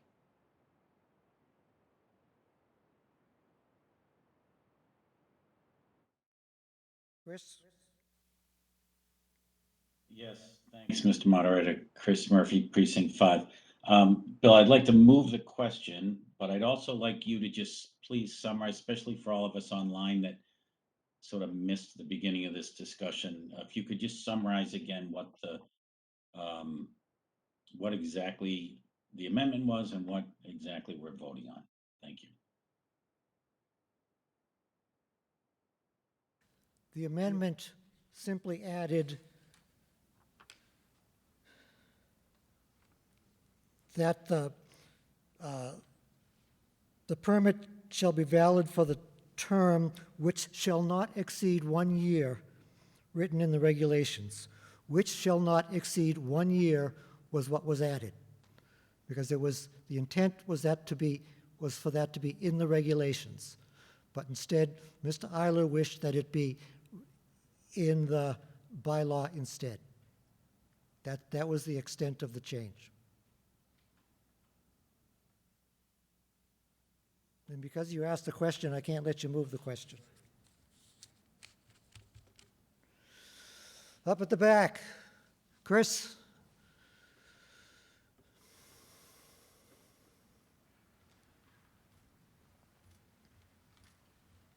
Chris Hartling, Precinct 3.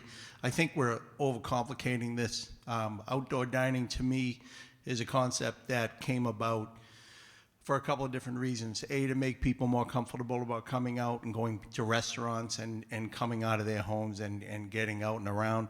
And B, it's a tool for the restaurants who choose to continue to fight and survive in a very competitive industry in really, really difficult times. It's a tool, an all hands on deck type of a tool to encourage them to continue to fight to stay open so that we can continue to go to the restaurants. Thank you. Fully in support of the article. Thank you. Doug. Mr. Davison, please. Doug Davison, Precinct 2. I am also fully in support of this article as amended.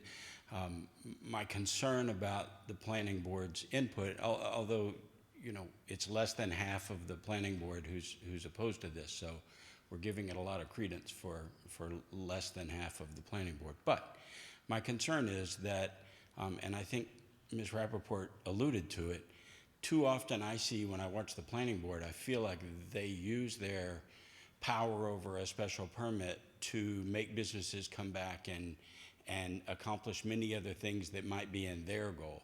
I've heard planning board members during their meetings say, well, if they come back for a special permit, then we can work on the sign, or then we can make them do something different. And again, this is a measure to try to help our businesses and the small businesses. And so they may not have the money to do $1,600 for the permit and to come back and do it permanently. And because it works 1 year and they want to do it a second year, that second year may not go well, and they may not continue it. So I really encourage the body to approve this zoning amendment and give the businesses the help they need. Thank you.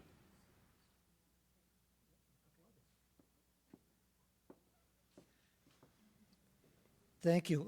Laura Nichols online.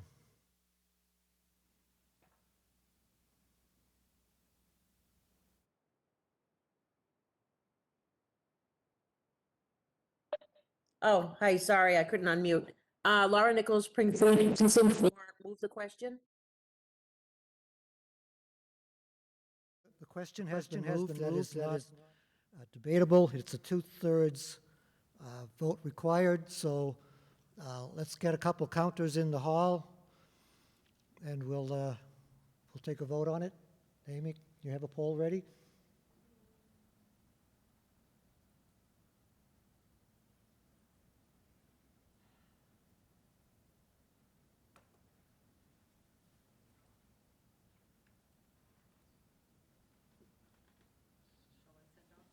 Please. Okay, all those in favor?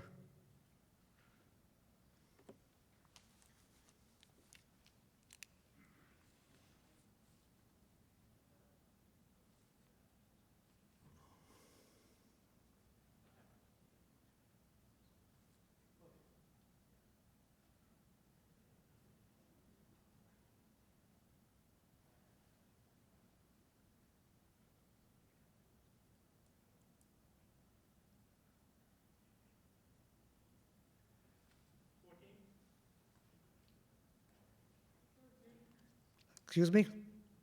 13, thank you. All those opposed?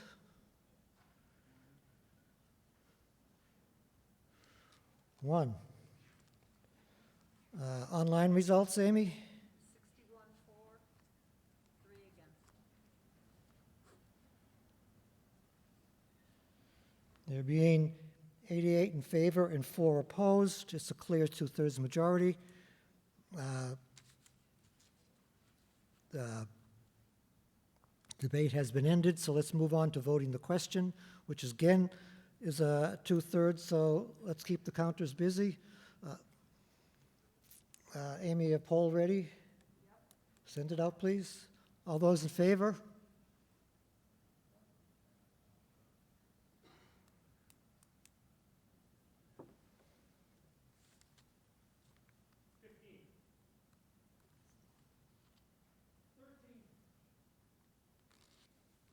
Opposed?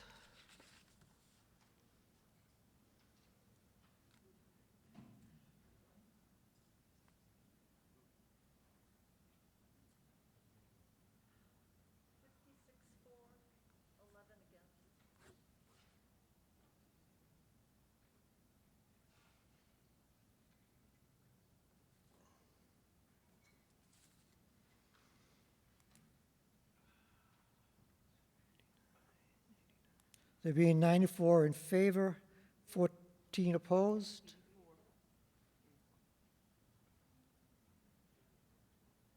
Didn't you tell me 66? 56, excuse me. Let me clean out this here. There being 84 in favor and 14 opposed, it's a clear 2/3 majority, and the motion passes.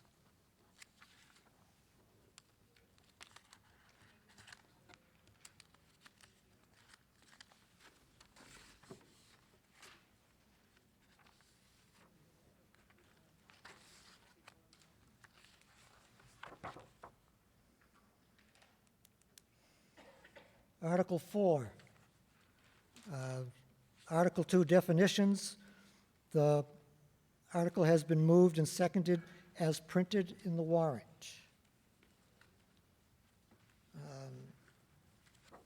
Who is the proponent on this? Mr. Moderator. Zoning bylaw? Oops. Go ahead, Ms. Willard.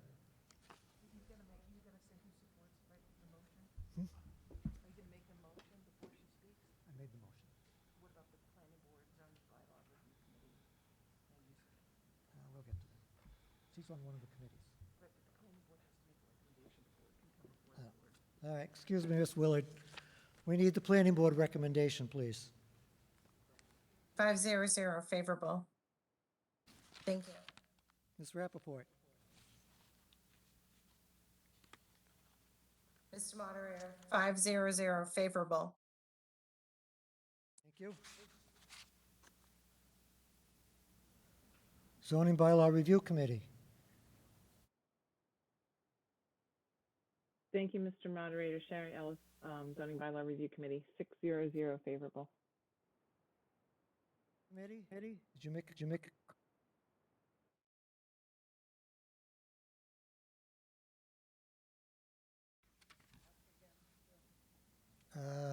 actually, I have it here. Land use supported at 500. Ms. Willard. Thank you, Thank you, Mr. Moderator. Good evening, town meeting members. I'm Sally Willard, the chair of the Signage Subcommittee of the Zoning Bylaw Review Committee, the ZBRC. I'm here to talk about two zoning articles that have been considered and have been a result of the discussions that we've had about our sign bylaws. I'm here, slide. I'm here to talk about the people involved, how we got here, and the two articles that we want you to approve tonight.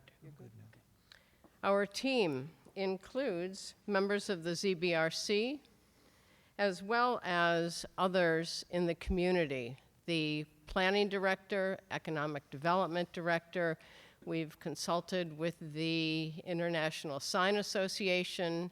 We've spoken with local business owners, as well as town council. In the 50-plus years since the sign bylaws were written and added to the zoning and the general bylaws, the commercial landscape in Burlington has changed. It's evolved. We have a variety of commercial areas around town, and we have one set of rules for signs. The town has changed and is evolving. We're trying to set the tone for the future.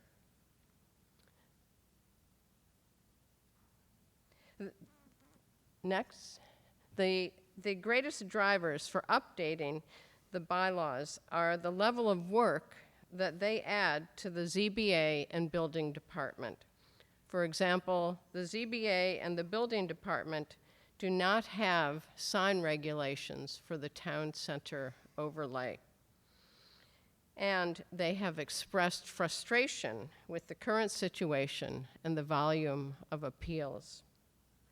Because the sign bylaws are in both the zoning and the general bylaws, confusion arises often. Our committee is not the first to work on this. There have been prior efforts. Next. Our approach is fairly simple. We've tried to break the process down into manageable pieces, chunks, if you will, with the goal of creating one sign bylaw for the town of Burlington. Tonight, we are asking you to improve two important but fairly simple articles. Article 4 adds 5 new definitions to the zoning bylaw that are related to signage but are not about signs. Article 5 simply amends the introduction to the sign bylaw in the zoning bylaw by replacing a definition of signs with a purpose for the regulation. This purpose will make it consistent with other zoning bylaws. It does not change the definition in the general bylaws. Thank you. Thank you, Thank you, Ms. Willard. Let's open it up to the body for questions, comments.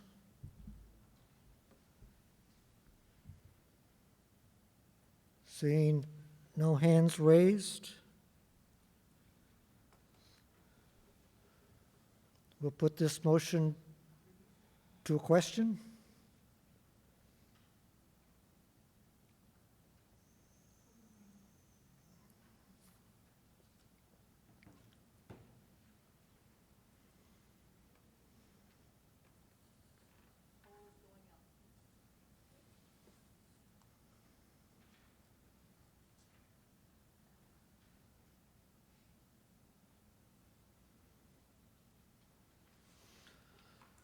All those in favor?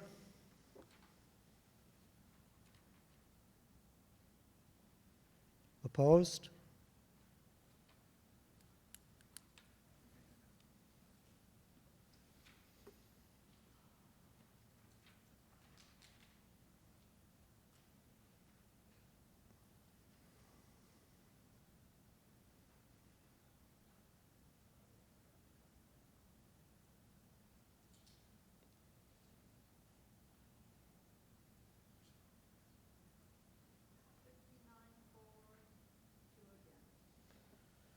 There being a total of 2 votes against, it's a clear 2/3 majority, and the article passes. Thank you. Thank you, Ms. Willard.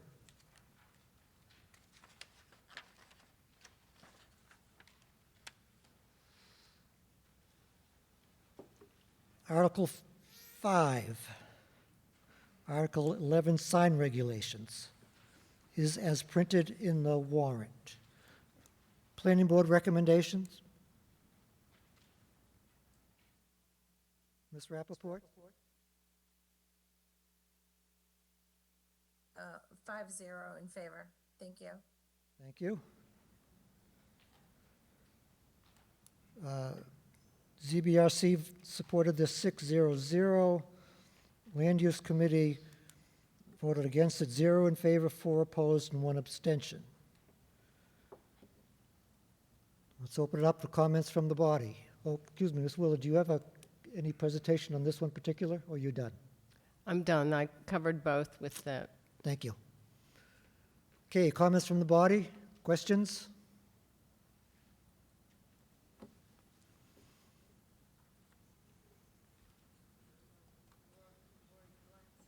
Ms. Glantz? Thank you, Mr. Moderator. Lori Glantz, Precinct 1, also business owner in town. Clarification. So when it says in the number B, to encourage signs which are harmonious with both buildings, the sites where they are displayed, can I get clarification on that and what exactly the intent of that is, to have all the signs be of like the same background color, same wording color? Can someone clarify that for me?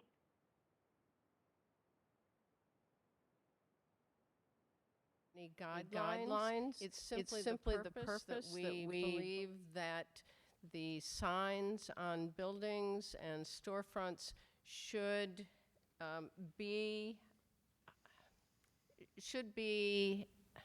in tune with or comparable to the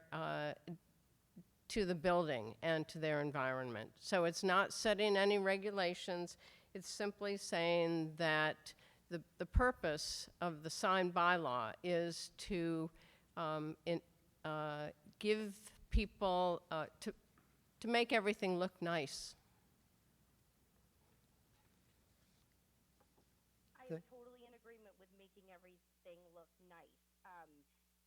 part of a national brand, would that mean I would be subject to change my sign? Say that, you know, our Cambridge Street Mall was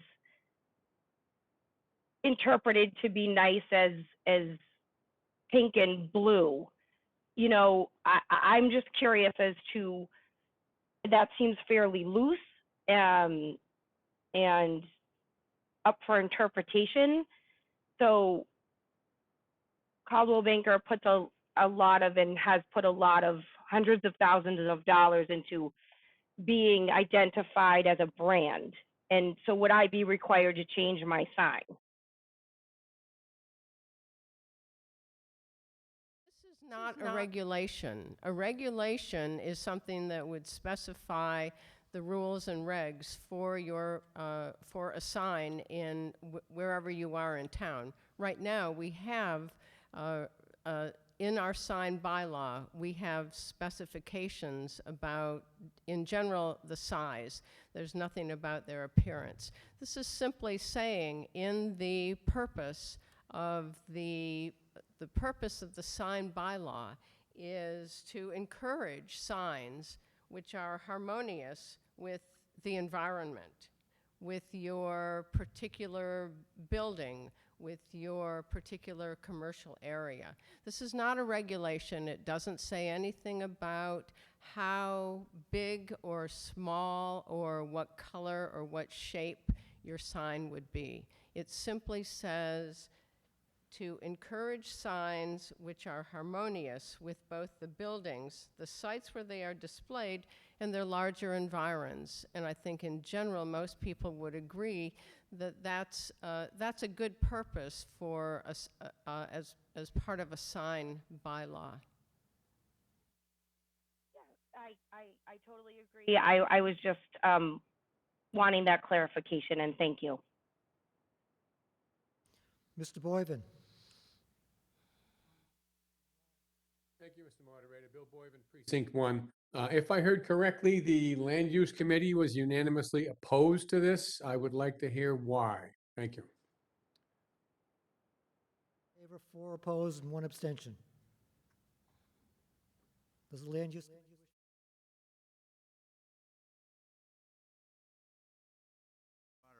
Moderator, Dave Webb, Chair of the Land Use Committee. Yes, we voted against this with 1 abstention. We voted on this over a month ago, and we didn't feel that this article made a lot of sense the way it was written. It was stating the revision was to add a purpose, and there was no backup at the time we voted for this article.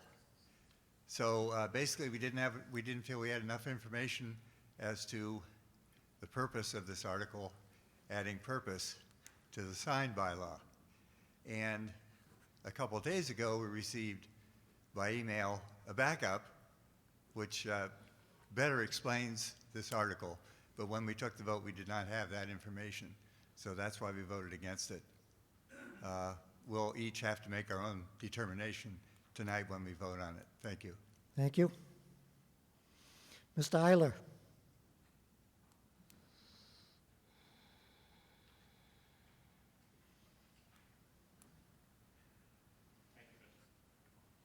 Mr. Moderator, is this on? There we go. Thank you, Mr. Moderator. John Eiler, Precinct 6. I think, it's hard to argue with these being good goals for a purpose, certainly, and in general, I would agree. But I think something I always object to is when bylaws aren't specific and they're very subjective or vague, and this seems to meet all those conditions. How is someone supposed to enforce a harmonious thing? So while I agree these are goals, I don't think it makes sense to put a purpose into bylaws.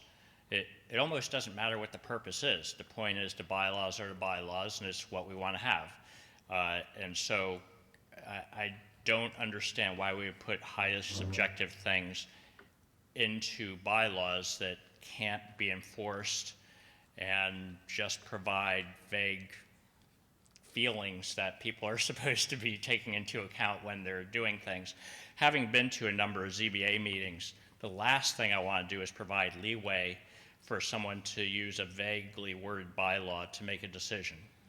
I would want everything to be very specific, and if it isn't specific, it shouldn't be there. If we have other places in the bylaws where we state purposes, I would suggest removing them, quite frankly, because I think we want to focus on what our requirements are and leave it at that. Thank you.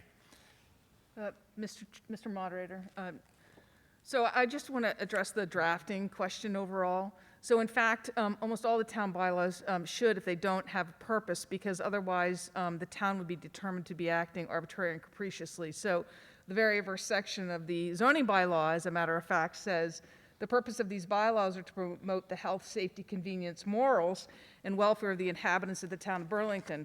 One would say those are pretty broad purposes, right? But that's the basis upon which the town is able to adopt bylaws. And so as the bylaws get more specific for the things that they're supposed to govern, then those sections should say why the town is doing this. So I think that what the sign bylaw committee, subcommittee is doing is they're saying, look, we're setting up this purpose, the details will follow. They haven't worked those out yet. I will tell you they are working on them because I have started to review them with them. But they're trying to say, here's the purpose of this bylaw, generally speaking. Everything that we say under here has to relate to that purpose, and they will be the standards by which those permits will be given or signs will be allowed to be placed. I would also mind that because this is a zoning bylaw, signs that are in place are grandfathered. So signs won't have to be taken down or removed unless they're changed or new ones have to come up. So the purpose section is a very standard entry into any bylaw, and actually is almost required in order to have it approved, so that there is a showing the town is doing it under their general government abilities and powers.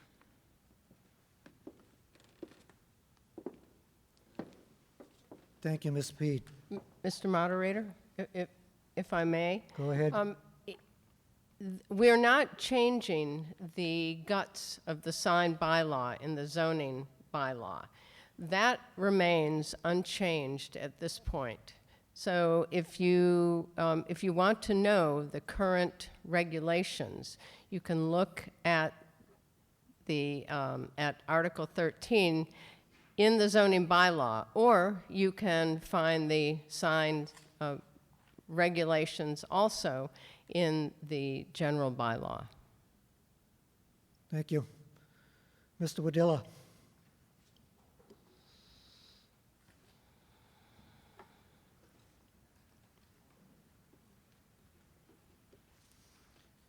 Thank you, Mr. Moderator. Dave Wadilla, Precinct 1. A point of clarification, if I might. Where is the definition of a sign located? That was some of the consternation that the Land Use Committee had, was it looks like you're removing what the definition of a sign is.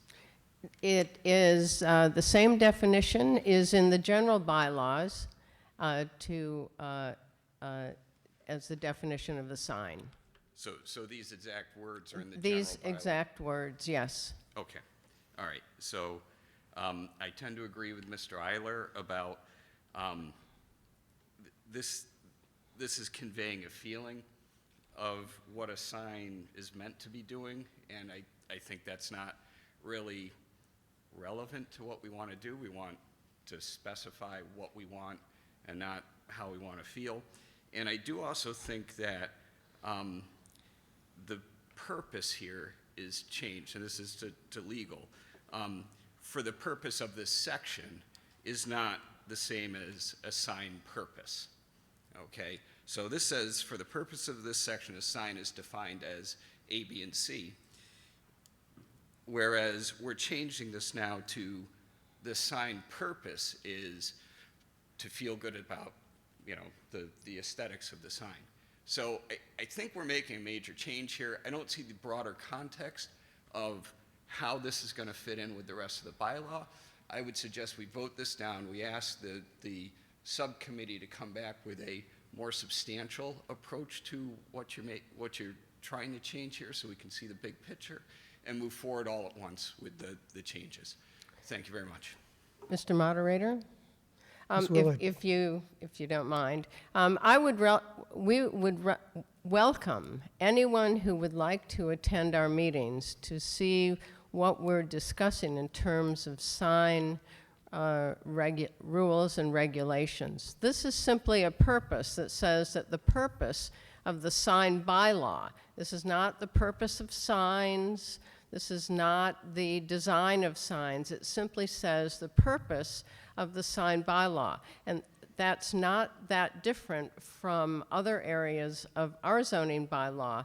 And as Council said, as it's something that is desired when zoning bylaws are approved. So we're simply adding a purpose that has no regulatory impact. It simply says what the purpose of the bylaw, of the sign bylaw is. We'll be back in September, we hope. We plan to be back with some signage regulations, we hope. Ms. Byer?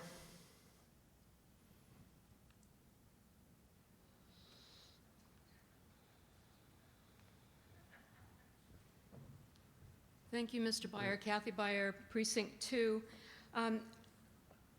I want to just state that there's some confusion here because right up at the top it says sign regulations. And so then I'm expecting when I read down to see detailed regulations in the bylaws that we normally see. However, in the zoning bylaw review committee before, as council had pointed out, we went through some of the zoning regulations, and we found it very helpful when there was a statement of purpose before the actual details of the regulations followed. And so this is more of a philosophy of what is to follow that is coming. Is that accurate? Yes, that's correct. And it's a purpose for what's already there. Thank you.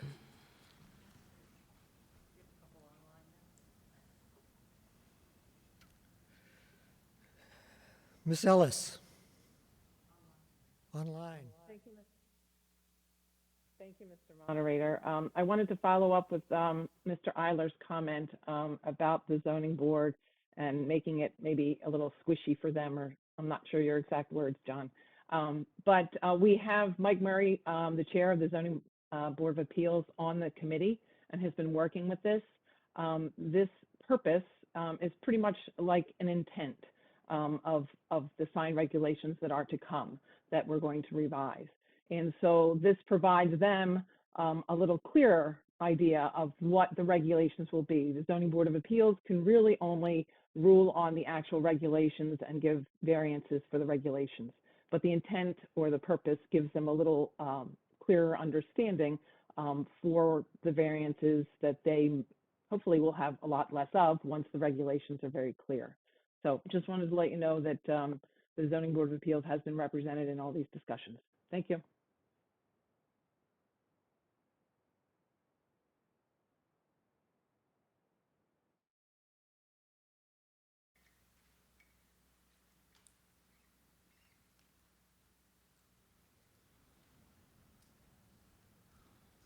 Thank you, Mr. Moderator. Myrna Saltman, Precinct 2.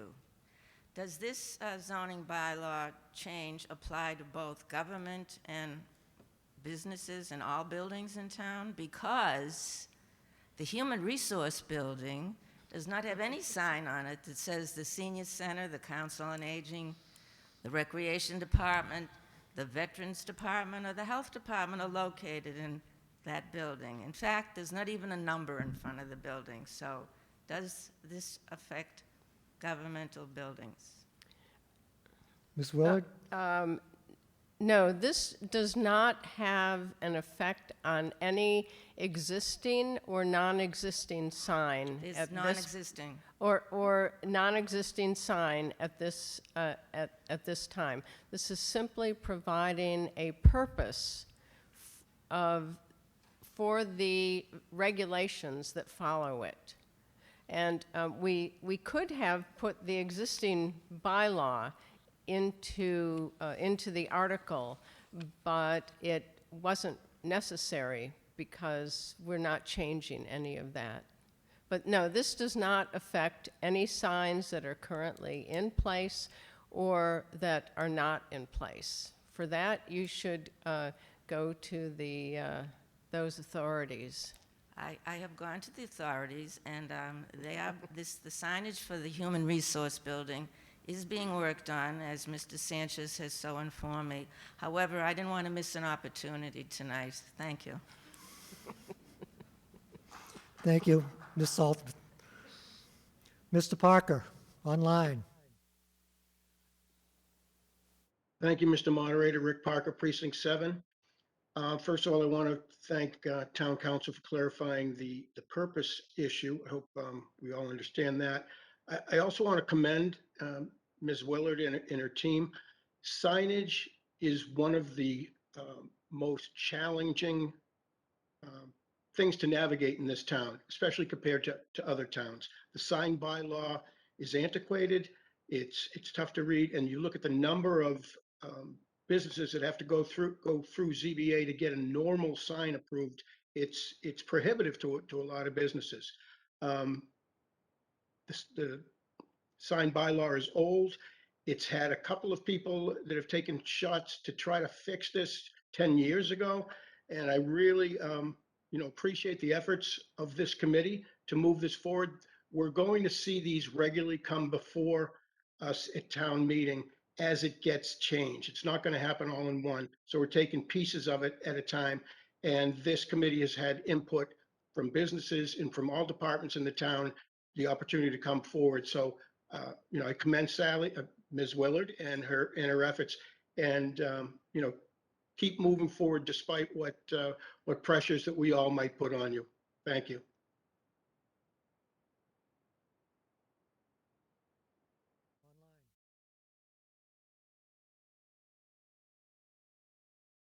Chris?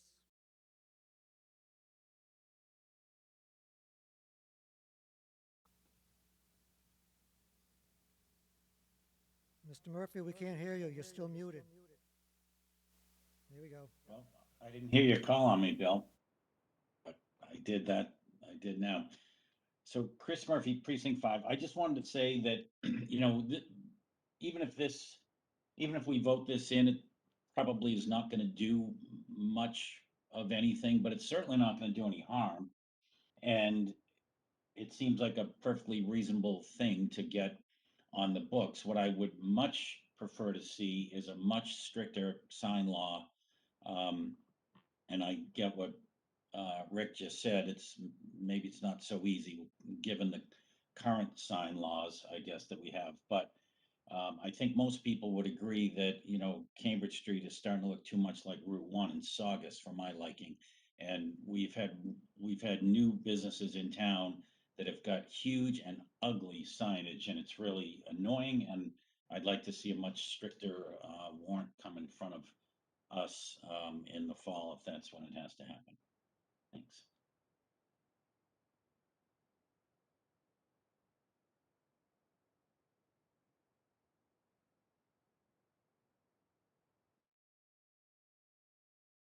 Unmute, Ed.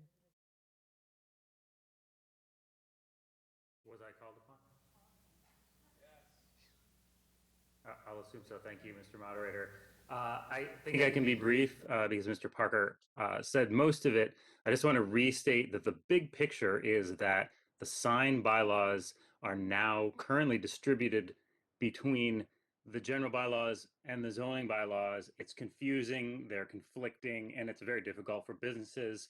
And we're just trying to attack that issue in ZBRC. And I think that We will have various opinions on what the regulations should be when regulations are put in this article that you see now is just the framework so that we can have that discussion. And if all that has been accomplished is that we've gotten people interested in resolving those conflicts, we've accomplished a lot. So please have your input as we concoct the regulations that will follow. Thank you. Ms. Warren, online. Ms. Warren, online.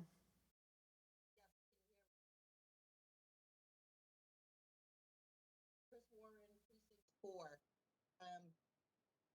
I think what I was confused about this Article 5 is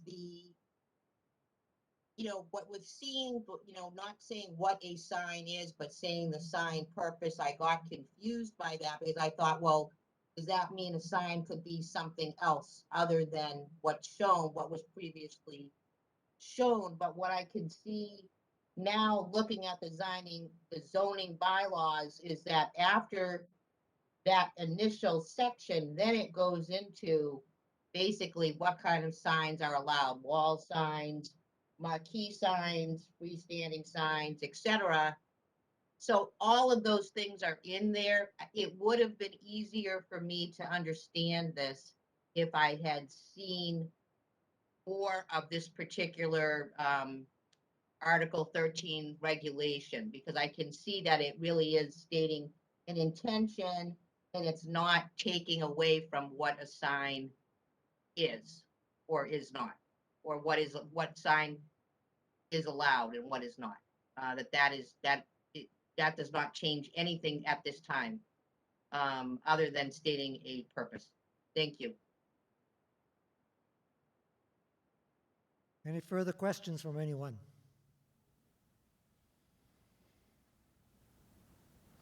Seeing none, we'll put this to a vote. Amy, do we have a poll ready?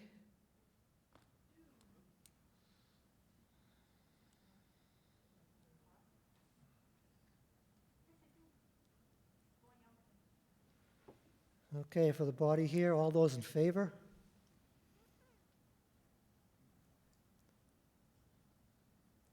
All those opposed?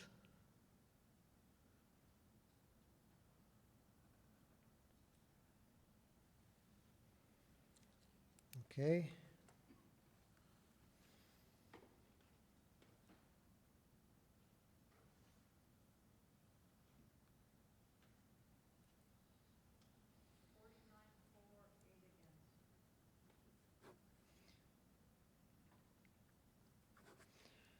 There being a total of 13 votes against, it's clearly a 2/3 majority in favor, and the motion passes. Thank you. And if any of you would like to help us as we work through the sign bylaw regulations, please attend our meetings. Thank you.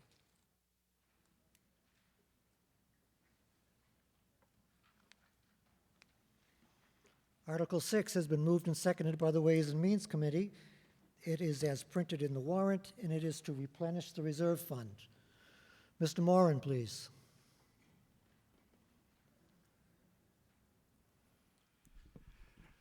The Ways and Means Committee voted to approve this 11-0. This is the annual transfer at the January town meeting to replenish the reserve fund to $300,000. It currently sits at $200,000. The reserve fund is used for emergencies in the event that there's an unforeseen expense and we need to cover it before we can reconvene a town meeting. Thank you, Mr. Moran. Questions on this article? Questions on this article?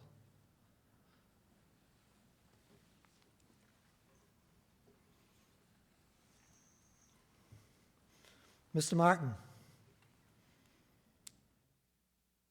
Online. Thank you, Mr. Moderator. Scott Martin, Precinct 7. We approved $200,000. Has the reserve fund been used at all? And if so, for what? To date, none of the reserve fund has been used. Thank you, Mr. Moran. Further questions? Seeing none, let's put this to a vote. All those in favor? And Amy, send out a poll.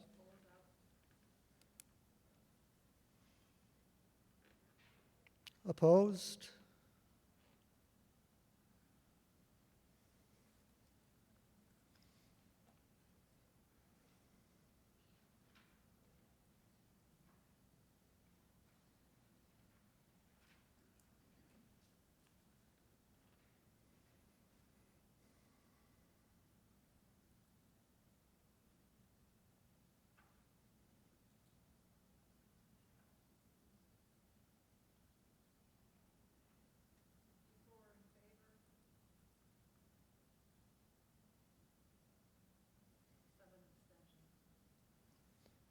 None opposed?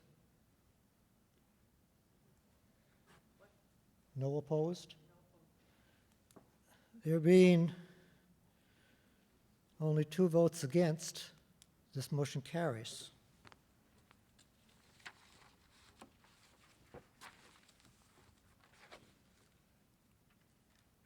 Article 7, transfer from free cash to the Water Stabilization Fund.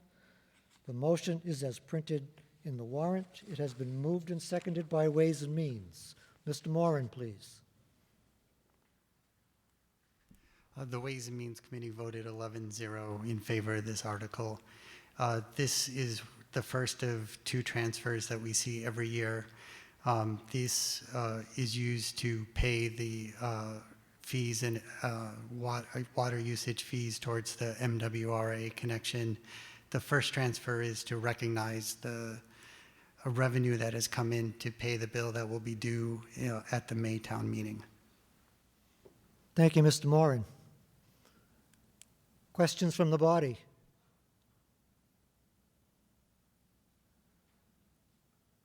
Seeing none, let's put this to a vote.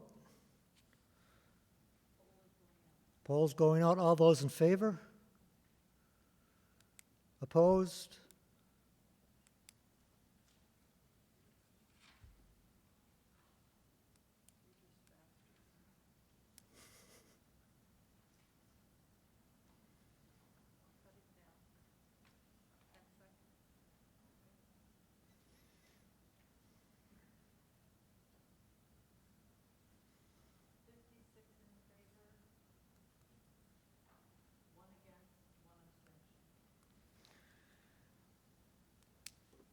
There being 1 negative vote and 1 abstention, this article passes.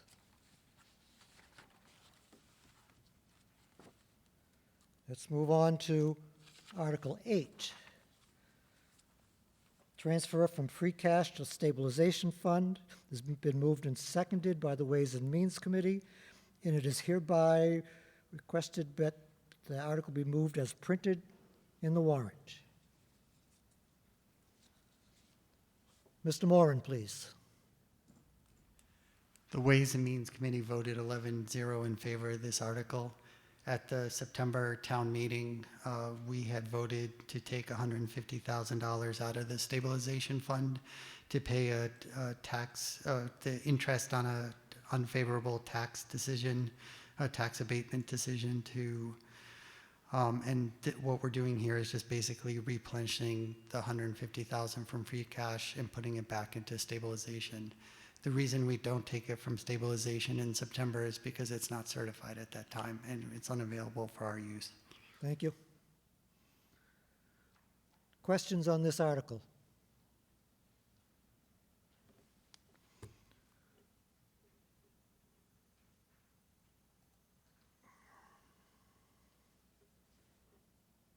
Seeing none, let's put it to a vote. This is a 2/3. All those in favor? Opposed?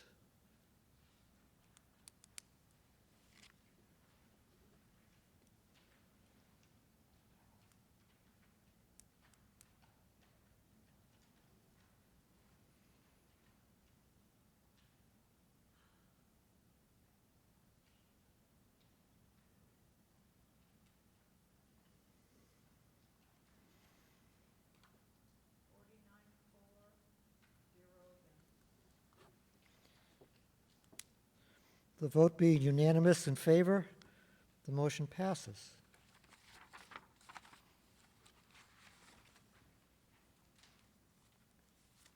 Let's move on to Article 9.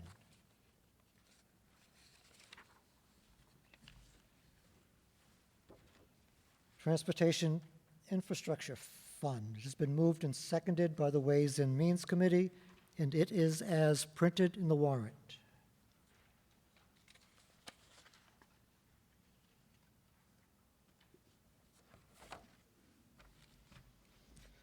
Mr. Sagarino, you speaking on this one?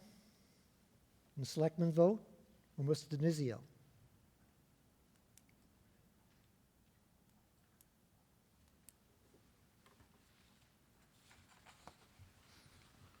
Thank you, Mr. Moderator. John Denizio, Town Accountant.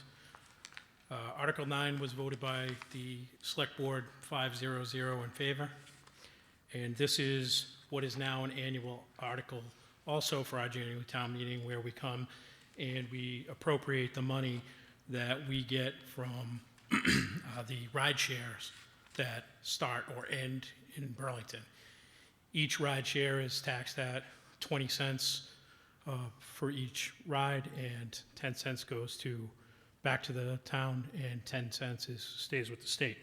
This money that we get is put into a receipts reserved account and has to come to town meeting to be appropriated. Like we did last year, we're asking to appropriate this money to be used for our in-town transportation program that was formerly the Beeline and has now been our pilot program for the Lyft rideshare program. Thank you, Mr. Denizio. Mr. Moran, please. Ways and Means vote. Ways and Means voted in favor of this 11-0. Thank you. Thank you. Questions from the body?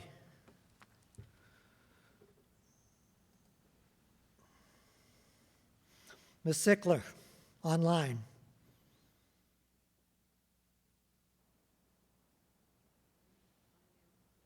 Unmute, Eileen.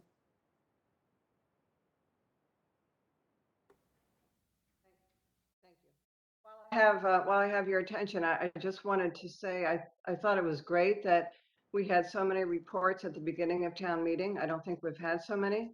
And I think it's particularly important to have that transparency and let people know in town, at town meeting and everyone else, what's happening with all these committees, because they do so much work. So thank you for everyone who presented.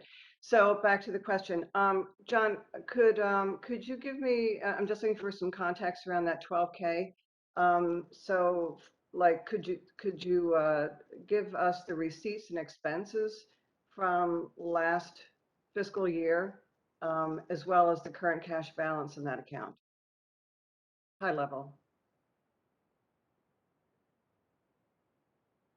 So for the local transportation revolving account, we started this year with just over $200,000 in that account.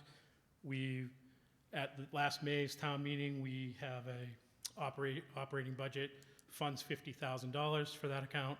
So that's the only revenue that account has seen all year. And to date, we've had about $38,500 worth of expenses for our rideshare program. So the rideshare program, for those that don't know, started about the same time as COVID. So it took a little hit getting off the ground, but we've seen quite a bit of activity, especially the last few months. We're really encouraged by that. Any follow-up, Ms. Sickler? I'm sorry? Any follow-up? Yes, thank you. On the 38,000, how many months does that represent? Thank you. That's 7 months payments. Thank you, John. Thank you, Mr. Moderator. Any further questions? Seeing none, let's put this to a vote. This poll went out. All those in favor? Opposed? Thank you.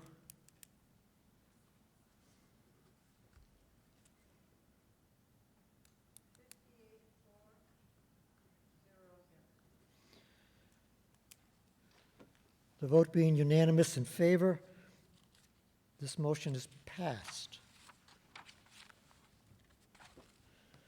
Let's move on to Article 10.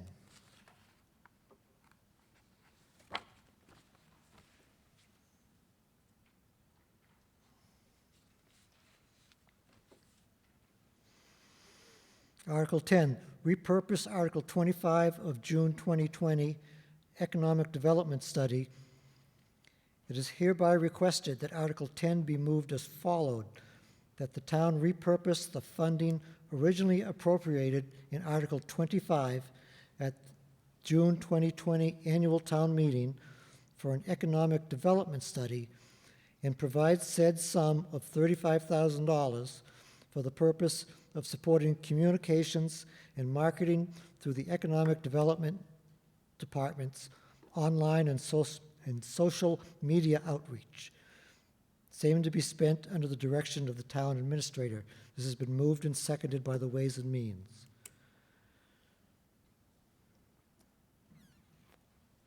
Mr. Sagarino, please. Thank you, Mr. Moderator. When we established the position of Economic Development Director, one of her first requests was for the town to provide funding for an economic development study of the town. As we know, shortly, a few months after we hired her and she began, COVID started, and we were forced to operate under duress, and we were able to learn a lot during that time, and subsequently Melissa was able to secure a grant for the Mall Road 128 development, look at that area, and she felt as though that study would meet many of the purpose of having the economic development study, and subsequently this money has already been appropriated at the June town meeting in 2020, and we're just asking town meeting's permission to redirect that to our commercially facing website and social media efforts to market the town to companies all over the country. That website is bringmetoburlington.com. I would urge anybody who hasn't checked it out to give that a look, and we're finally able to have a few months worth of data with that up and running, so we're going to be having a presentation at the select board meeting upcoming to sort of discuss the analytics, who's clicking on that website, what types of information are they looking for, and we hope to use these funds to enhance that website as we move forward. Thank you, Mr. Sagarino. Mr. Moran, please, Ways and Means. Thank you, Mr. Moderator. Ways and Means voted 11-0 in favor of this article. Thank you, Mr. Moran. Questions from the body? Capital budget voted 6-0, if you could tell our friends at home. Would you like to come up to the microphone and speak, Mr. Sinesi? Adam Sinesi, Precinct 1, and Chair of Capital Budget. I thought you'd never ask, Mr. Moderator. Thank you. Capital budget voted 6-0. Thank you.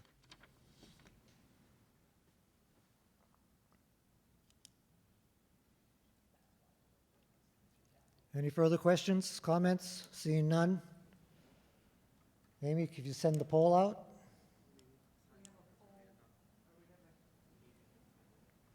Nope. Ms. Bix Highland, please. Thank you, Mr. Moderator. I just have a clarifying question. This Article 10 is worded as an economic development study. A study implies inquiry. So I'm confused as to why the text says it is to support an existing website. Maybe I am just too new to the discussion to fully understand that, but it seems incongruent to me, and if I could just, somebody could shed some light on that. Thank you, Mr. Moderator. The initial funds were appropriated for an economic development study. Those funds were not spent, and we are asking town meeting's permission to reallocate those funds for use on the commercially facing website. Is that study is no longer necessary? It was deemed to not be necessary anymore? Economic Development Director was able to secure grant funding to do the Mall Road 128 Development Area Study, which we felt meets many of the goals of what we had hoped to accomplish with the Economic Development Study. Thank you. Any further questions?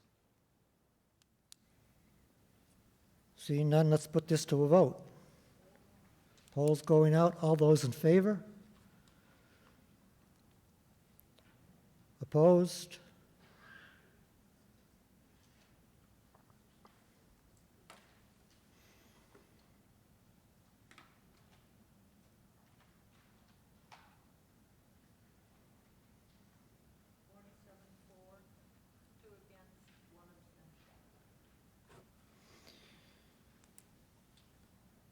There being 6 opposed and 1 abstention, the motion carries.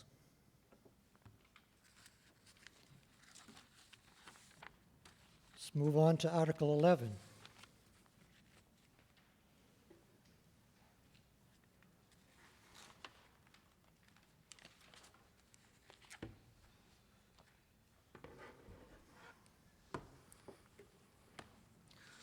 Fox Hill School Feasibility Study. It has been moved and seconded by the Ways and Means Committee to see if the town will vote to appropriate the amount of $1,500,000 for the purpose of paying costs of the Fox Hill Feasibility Study, Fox Hill Elementary School, Fox Hill Road in Burlington, including the payment of all costs incidental or related thereto, and for which the town may be eligible for a grant from the Massachusetts School Building Authority. Said amount to be expended under the direction of the School Building Committee. To meet this appropriation, the town treasurer, with the approval of the Select Board, is authorized to borrow said amount under and pursuant to MGL Chapter 44 or pursuant to any other enabling authority.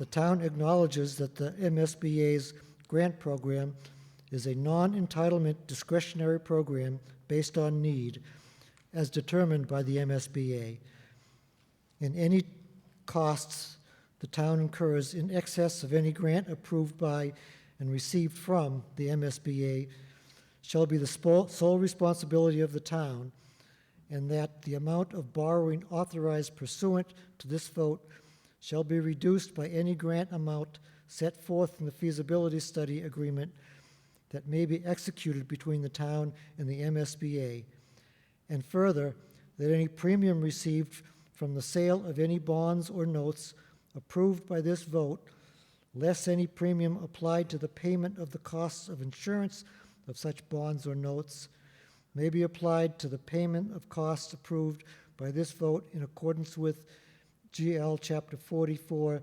Paragraph 20, thereby reducing by a like amount the amount authorized to be borrowed to pay such costs. Mr. Moran, is there a Ways and Means recommendation?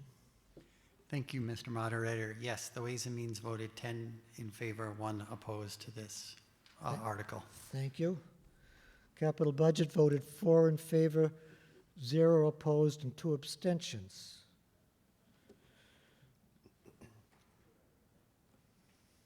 Mr. Kuna. Thank you to the moderator, and thank you to town meeting. Warrant Article 11 is not about how big of a school we're building. It's not about how many classrooms will this potential new school have. It's not about whether or not we will be considering consolidating buildings.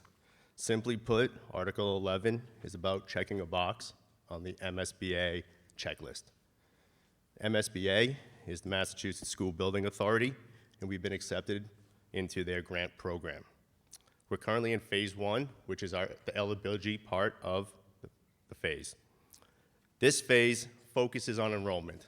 That's it. The main focus, the whole focus is the enrollment, and that's where all the data is driven.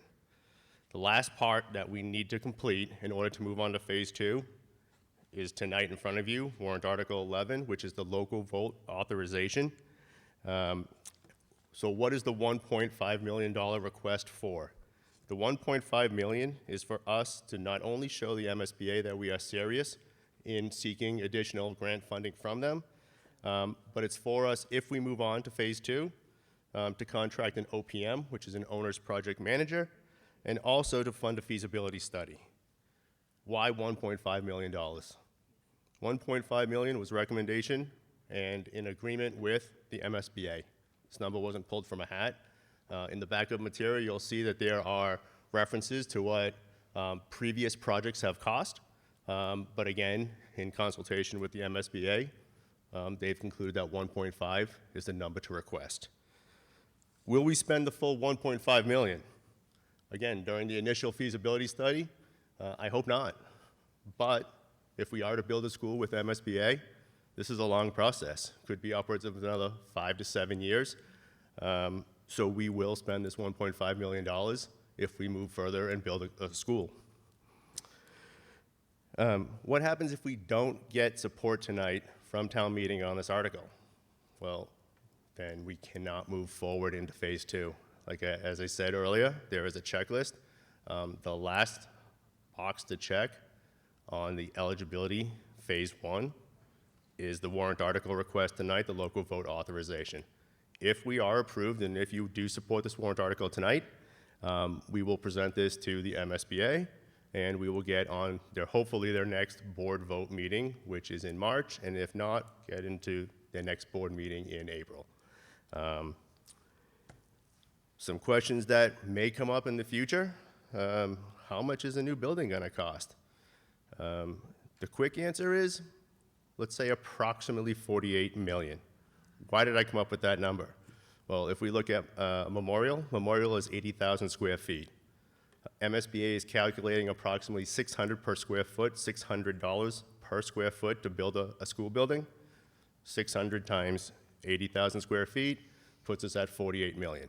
Is that the exact number? No. That's an estimate right now. Why are we not just renovating that building? We had a master plan done in 2017 by KBA Architects. They estimated in 2017, before inflation, approximately $15 to $20 million just to do a full renovation. Something like a sprinkler system in that building may cost upwards of $1.5 to $2 million alone. Mechanical and engineering for boilers and air conditioning and electrical could cost upwards of $8 to $10 million by itself. We will have plenty of time at future SBC, which is School Building Committee meetings, to answer all of these questions. But I must repeat that again, tonight is simply about whether or not to check a box for MSBA's eligibility checklist. Without your support for tonight's warrant Article 11, we will not be eligible to continue with the grant program for MSBA, and we will not be eligible for any of their reimbursable funds. Thank you. Mr. Kuno, was there a vote from the school committee? 5-0-0 for school committee. Thank you. Support.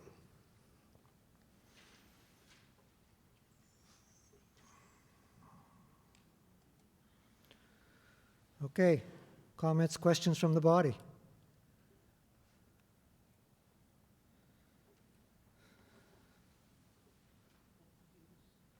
Ms. Hughes, online. Thank you, Mr. Moderator. Can you hear me? Good, okay. I appreciate that tonight's vote is really a step that you need to go through to check a box, and that we, in order to do this, to get into that program. My question is, though, I've heard a lot about the high school needing to have a major renovation, other schools, et cetera. Is there a strategic plan for school building upgrades or replacements? Because this is the kind of thing I feel like we should be looking at holistically as a town, and not just one school at a time. I think that we really need to understand what the scope of our problem is, to the extent we have one when it comes to school buildings. Thank you. Mr. Kuna. To the moderator. So I'll try my best to tackle this. We had a plan. That plan did not work out the way we liked. We have submitted to the MSBA, again, Massachusetts School Building Authority, 10 years, and we have been denied for the high school. So we would have liked the MSBA to accept us into their program previously, but what we did last year is we switched our statement of interest to Fox Hill. Thankfully and luckily, we were selected this year, so we intend to put our focus back on the high school with the MSBA.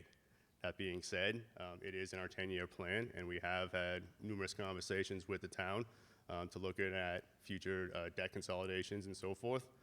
So again, are we asking right now to build the high school? No, because what we're doing is we're working on a feasibility study, which will actually assess structure of the building, the HVAC systems in place, the electrical systems in place, any accessibility items that we may need to address.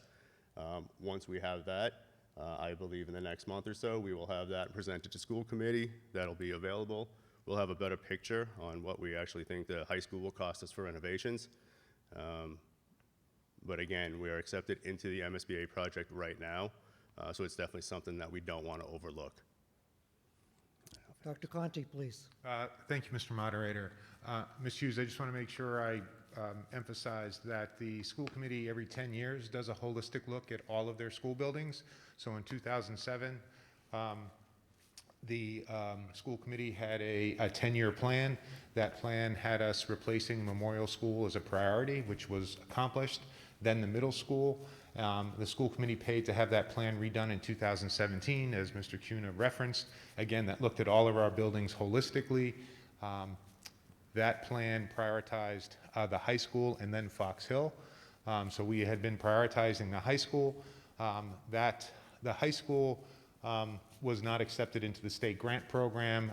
We changed tactics, and the plan also said Fox Hill needed to be replaced as well. So we prioritized Fox Hill that was accepted into the grant program. So we do look at our buildings holistically. We do get support every 10 years to do that. We work with the town on the long-term debt schedule, and we have a 10-year capital plan. So we're not jumping from project to project, but the next two buildings that have our attention are Fox Hill, which are in the state grant program, which we are very fortunate to be in the state grant program, because that potentially puts us in line for the $15 to $20 million of reimbursement of state funding throughout the project. And we will continue to fight for state funding for the high school, but we just have not received that yet.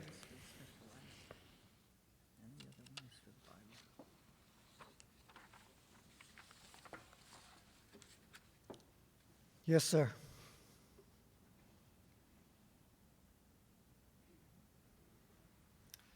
Thank you, Mr. Moderator. Dave Webb, Precinct 7.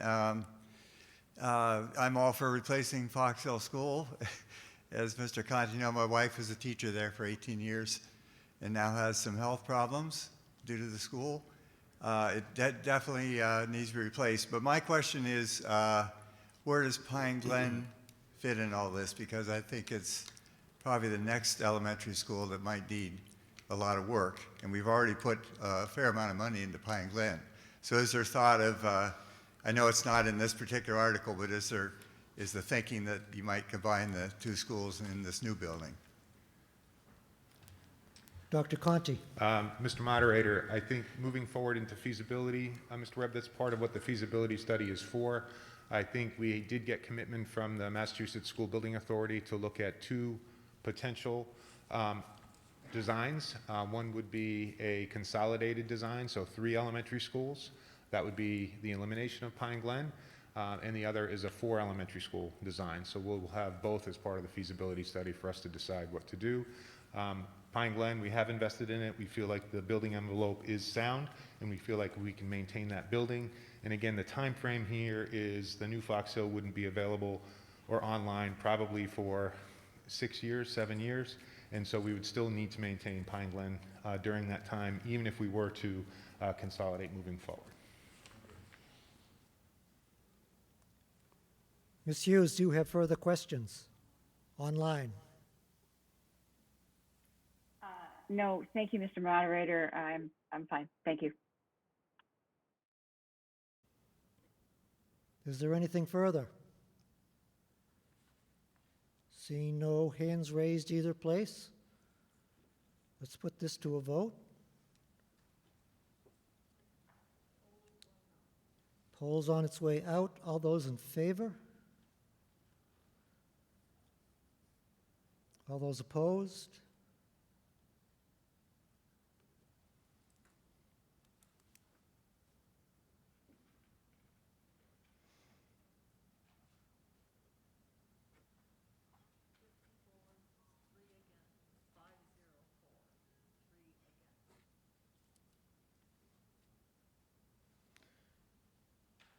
There being only 3 negative votes, this article passes. Thank you.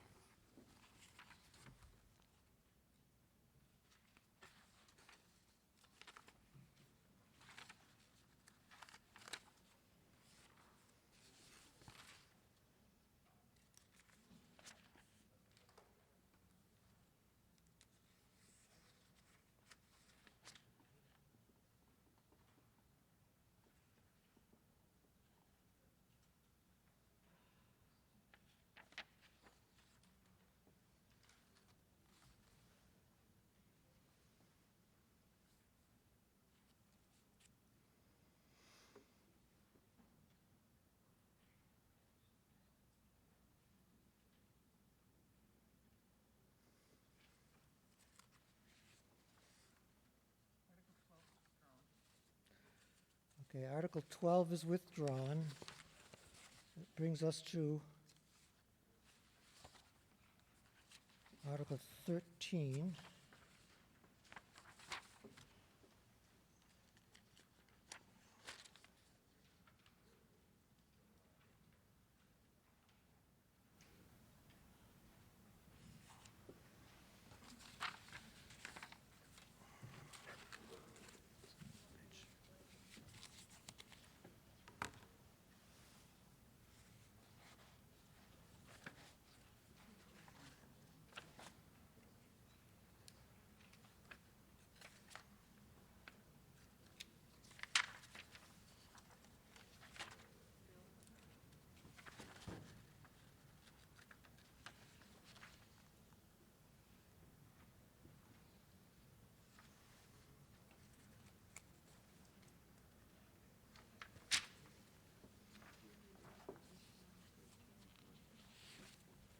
I was missing 13.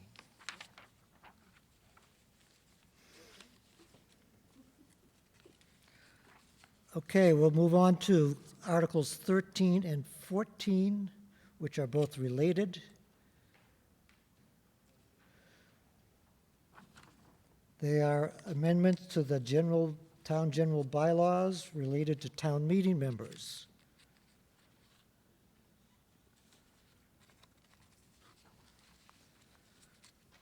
Article 14, we can discuss these together. We'll have to vote them separately. Article 13 is hereby requested that Article 13 be moved as follows. Article 2, Section 2.0, second paragraph, last sentence. Otherwise, the incumbent shall follow the same requirements as a non-incumbent candidate for town meeting.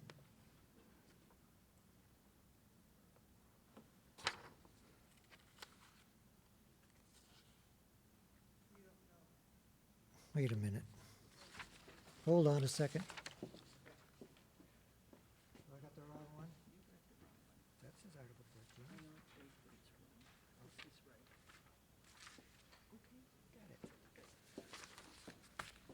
13. Okay, we'll try this one more time. Article 13 has been moved and seconded by the Ways and Means Committee. It's a request the legislature to amend Special Chapter 686, Acts of 1970. It's hereby moved to see if the town will vote to petition the legislature to amend Chapter 686, Special Acts, to amend Section 2.0B, Paragraph 3, by replacing the existing paragraph with the following. Any incumbent town meeting member may become a candidate for re-election by giving written notice thereof to the town clerk not later than 21 days prior to the last day and hour for filing nomination papers, provided the town meeting member has been in attendance for 50% or more of the individual days of town meeting held during their term of office, whether or not a quorum is present or any business is conducted. Otherwise, the incumbent shall follow the same requirements as a non-incumbent candidate for town meeting. And to go along with this, has been moved and seconded by Ways and Means Committee for Article 14. That Article 14 be moved as followed. Article 2, Section 2.0, second paragraph, last sentence. Otherwise, the incumbent shall follow the same requirements as a non-incumbent candidate for town meeting. Is there someone to speak on behalf of this? Ms. Hughes. Yes, thank you, Mr. Moderator. Betsy Hughes, Precinct 7. I know it's getting late, so I don't have a presentation, but I'll give you the kind of the overview of how we got here. This actually came up initially a while ago after some of the meetings where it was clear that the number of people who were attending town meeting was not 100%. As a matter of fact, it was not close to 100%.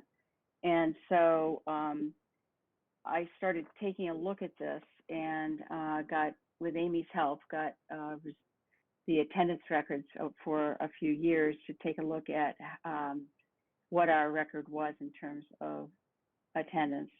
As you know, we have 7 precincts, and each precinct has 18 town meeting members. Attendance is taken each time at the meeting, and the statistics are there for people to see. First, let me just say that the vast majority of town meeting members are dedicated and take their application really seriously to their constituents. And we all know that sometimes things happen that are outside our control. But if you take a look at the statistics, you can see that we could do better. As a matter of fact, even tonight, if I understand correctly, we probably have about 75% of town meeting members attending this meeting tonight, which which is, I think, we could do better than that. Historically, if you take a look over the past couple of years, you can see that only 38 town meeting members have attended 100% of the meeting. That's only 30% of the group. Again, I think we can do better. We have 26 town meeting members who attended less than 50% of the meetings. Again, that's something I think we could do better. One town meeting member has not attended any meetings during this 2-year period. That person could definitely do better. The 3 precincts with the lowest level of attendance during this period came in at 36%, 27%, and 25% respectively. And that's of town meeting members not attending. Now, I don't want to be all negative here. We had 2 precincts that had an average of 85% attendance, and that was precincts 1 and 7. So I'll give a shout out to those 2 precincts in terms of their attendance. But I do think the town can and should expect better than 25% delinquency rate.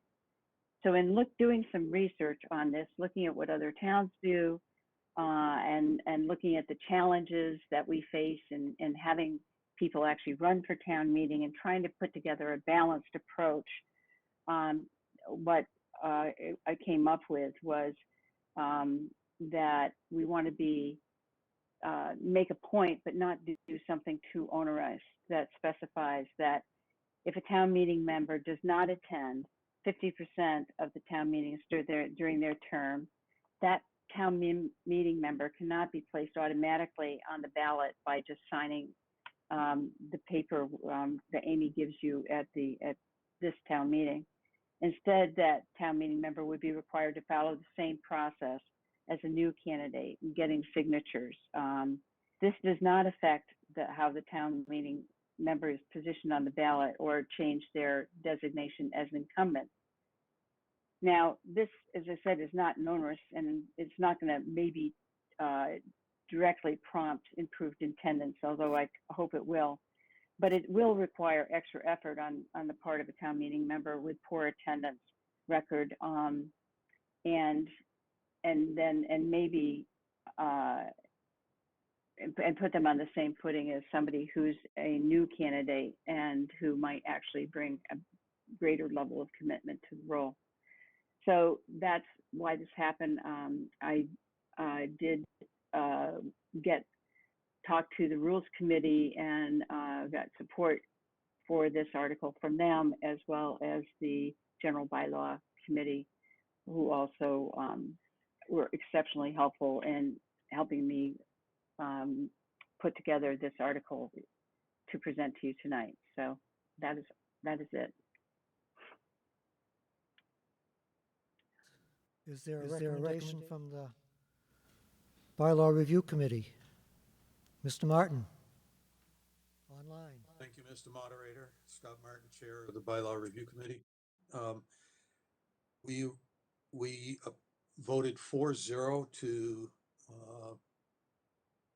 recommend this article.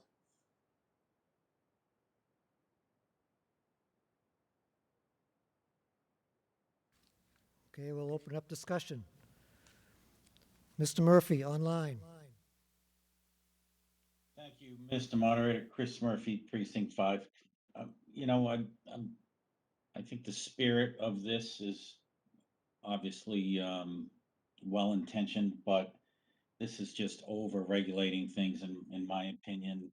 You know, what happens the one time that somebody gets kind of bitten by this 50% thing because they've been getting cancer treatments or something, like, who knows what, like, this is just too much, right? People have to get elected to these positions that we have. And if they don't show up, they, you know, other people should run against them and make it known that they're not a very good town meeting member and they'll lose their election. That's how we handle things in our democracy, right? It's not by becoming the town meeting member police, which is what this really feels like it is to me. And honestly, I would say getting all, however many town meeting members we have, 130 something or whatever it is, if they all show up or 80% of us show up or whatever, does the town's business suffer? I would argue no. The people, we're all here, we're the ones that care the most, and we're running the town's business. If people don't show up, they don't show up. They shouldn't get elected the next time, maybe. Anyway, I just feel like this is over-regulation. Thanks. Hey, Mr. Murphy. Mr. Boyven, online. Thank you, Mr. Moderator. Bill Boyven, Precinct 1. I'm in the middle of my second 3-year term as a town meeting member. One of the things that motivated me to run for town meeting, never having been in any kind of political thing before, was I looked at attendance of town meeting members, and I saw that there were some of them with very poor attendance. I remember one I looked at had attended one of the last 16 meetings. And I had 2 questions. First of all, why would somebody continue to run for a town meeting if they weren't going to participate? And second of all, why would somebody vote for somebody who wasn't participating? So that motivated me to say I can certainly do better than that and give people more representation in a representative town meeting system. So I strongly support these 2 articles. Thank you. Thank you, Mr. Boyven. Mr. Pearson.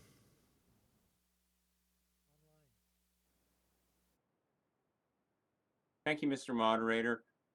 I agree that in general, it's up to the voters to decide whether or not their representative is doing a good job. But you do have to admit that this is town meeting, and the level of publicity for our actions and especially for things like how much we attend. And then in the election process, does that get brought up as an issue that is discussed among people in the neighborhood? I just don't think that that's a particularly effective way of ensuring that people will come to meetings. And so I think that these amendments are really good because these representative positions are here so that we get to hear from a wide diversity of people in the town. And, you know, a person who doesn't show up 50% of the time is kind of leaving the body without that voice from that precinct.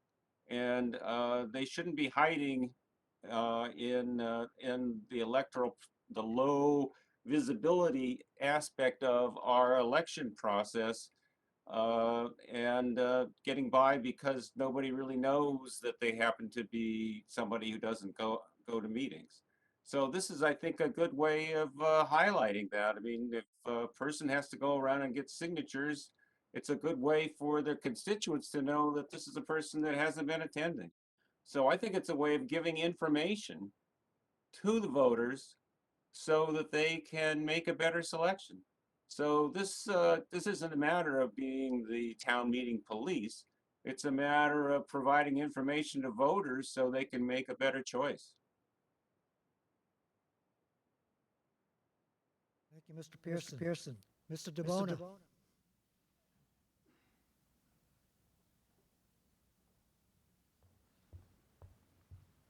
Jeff DeBona, Precinct 3.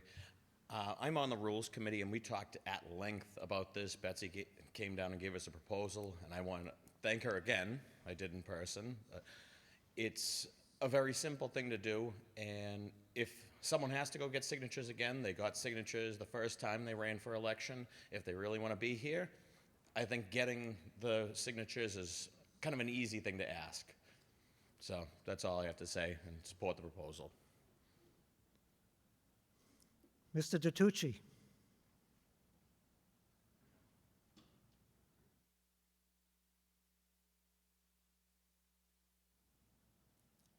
Mr. DiTucci, did you have a question? No? Sorry, who was I looking at? Mr. Monaco, sorry. You have the problem of sitting in front of Mr. DiTucci. I guess I couldn't take my eyes off of him. All right. Let me take my mask off.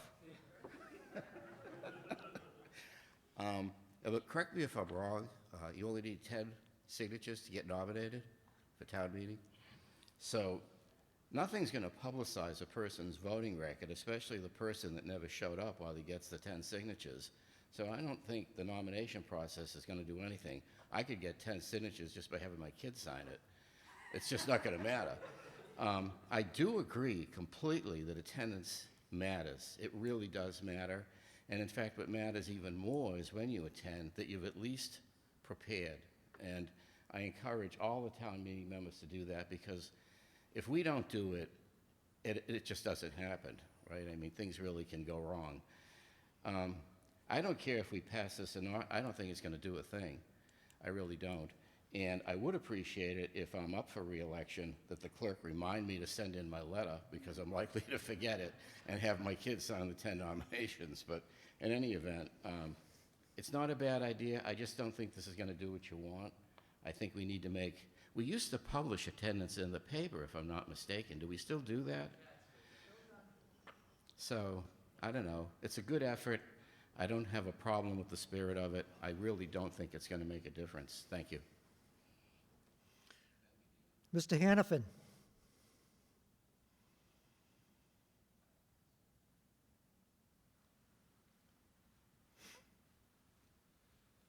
Thank you, Mr. Moderator. Dan Hannafin, Precinct 2. I agree completely with Mr. Murphy on this.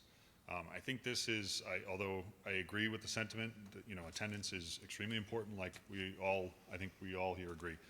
But, a couple things, like somebody could have a particular penchant for being here in person, which I happen to do. I'd like to have town meeting here in person. I don't think that town meeting operates as effectively and as clearly and smoothly doing it in a virtual form. So I'd like everybody to be here, but you know, I could maybe put together an article for that, but at the end of the day, there's people that disagree. I think, you know, the fact that we published the list in the paper, I think, and we kind of stick to some of the traditional ways that we've done this. I agree with Mr. Monaco as well. I don't think this is going to have the intent that it has, or that it's designed to have, and I think it's just a little bit of an over-regulation, in my opinion. So, thank you. Thank you, Mr. Hannafin. Ms. Neufeld, online. Hi, good evening. I believe that we should be held accountable for our attendance here. I ran to represent Precinct 5. I can only do that if, as people said, I prepare, I show up, and I use my voice. I really do believe we all suffer if all the voices that could be heard aren't heard. And we may find out down the road that this didn't go as far as we had hoped in what we were doing. But since I've come on, we have never done anything to try to regulate who's here and who's not. And I'm in favor of these two articles. Thank you.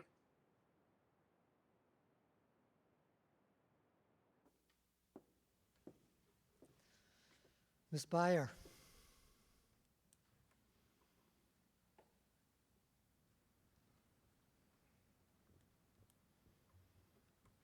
Thank you, Mr. Moderator. Kathy Byer, Precinct 2.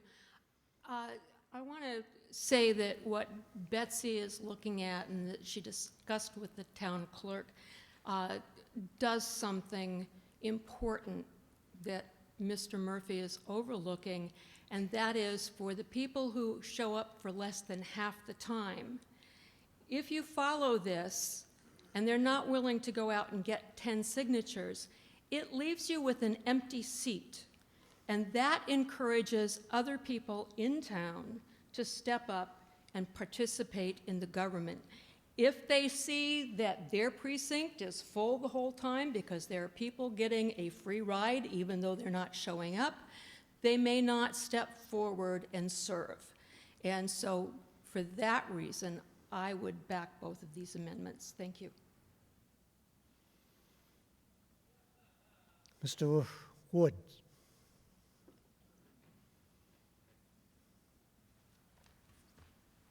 Thank you, Mr. Okay. Thank you, Mr. Moderator. Mark Woods, Precinct 7. I'm also on the Rules Committee, and I want to thank Betsy for all the work she did and for all the other committees who provided input. I firmly support this amendment, a warrant article rather. I do agree with previous speakers who said this is not an honorarium. This is something you worked to get, and you're being held, you should be held accountable and responsible to attend meetings.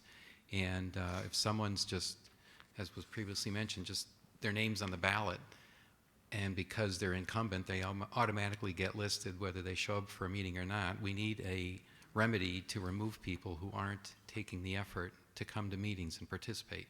So I fully support this warrant. Thank you. Online, Ms. Bix Highland. Thank you, Mr. Moderator. I just want to be on record as well, saying that I support these two warrant articles wholeheartedly. I appreciate Ms. Hughes' efforts to get this before us, because as a new precinct, a town meeting member, I can say that the attendance issue has been one that has concerned me.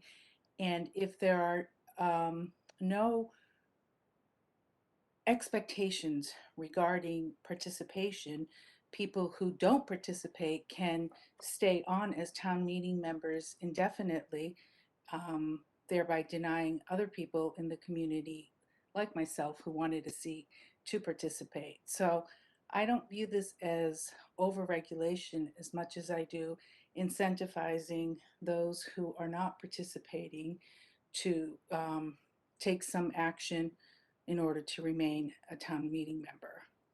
So that's why I support this as well. Thank you. Online, Mr. Kelly. Say something might not work, therefore we shouldn't try it, doesn't square with me. If it doesn't work, we can do something more aggressive. But if we don't do something, nothing's going to happen. It's going to be the same, and we'll have some of these people who are perennial no-shows. And so I think give it a try. If it helps, good. If it doesn't, let's do something more aggressive.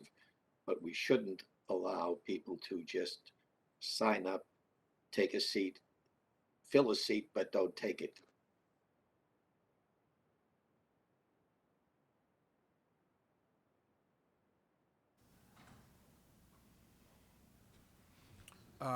John Sachs, Precinct 7. I agree. If we have somebody who has not showed up 16 times in a row, that's absurd. And I suspect that they might not even remember that they're on it. I mean, how would they even remember? They don't have their names on the ballot. They get voted for. Why do people vote for them? Well, publishing the names in the paper of who shows up, very sadly, I don't think I have to remind people that not very many people read the newspaper. They just don't. So most voters wouldn't know who doesn't show up, and they're just going to keep voting for them, and people honestly could even forget that they're on town meeting because they just keep getting reelected. I think what Betsy's worked out makes complete sense, and it's not over-policing. It's a very small thing. If you've forgotten that you're on town meeting, this will remind you. Yes, sir.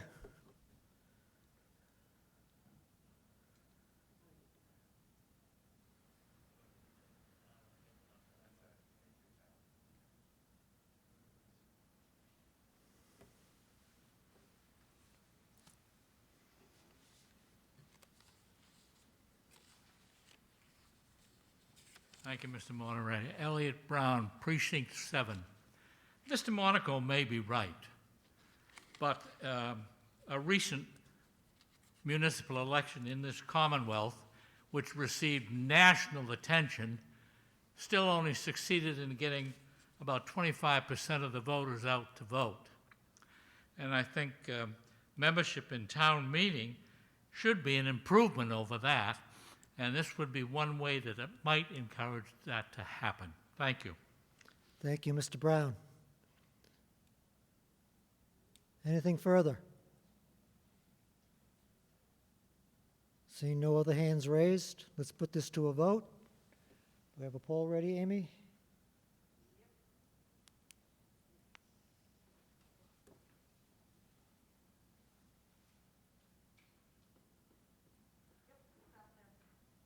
Okay, all those in favor of this is voting on Article 13. All those in favor? Opposed? Thank you.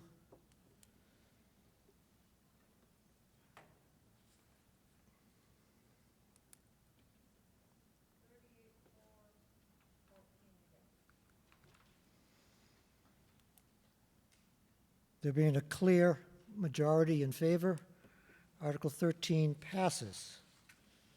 So now let's vote on Article 14.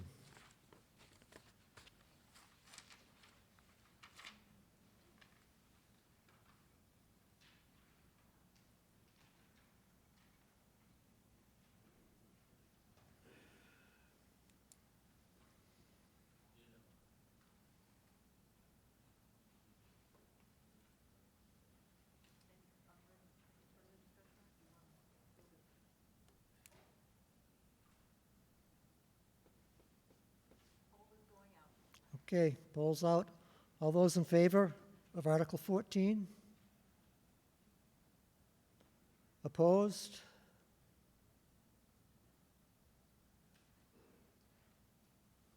Thank you.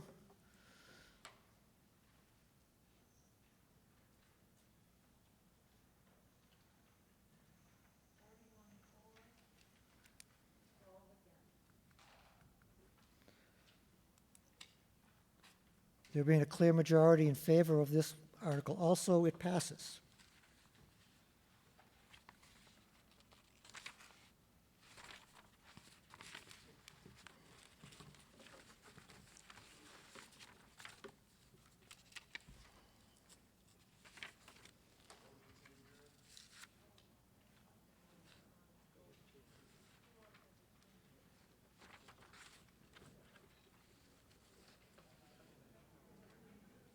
I heard a motion to adjourn.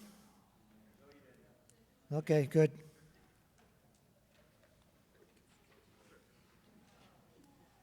We're almost there. Come on.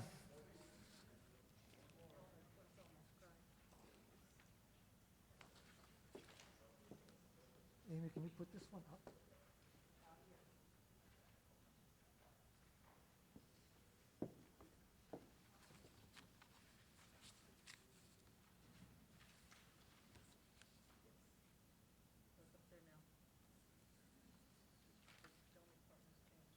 Can you scroll down to the part that changes? What? Can you scroll down to the part that changes? It is, it's right there. This is the. Oh, I'm sorry. Okay. Article 15, Select Board Public Hearing Requirement, been moved and seconded by the Ways and Means Committee, and it is as presented in the warrant with section 1.14.3 change to what you see on the screen.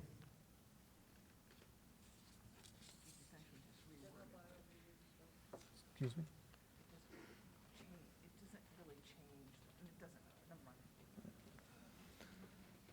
Okay.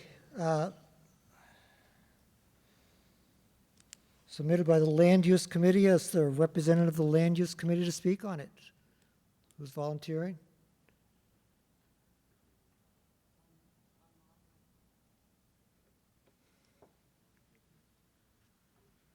This was discussed at the September town meeting, and Monty Pearson was leading this effort. So Monty, do you have a few comments on this? Is he on? Yes. Can you speak to this? Hello? Can you hear me now?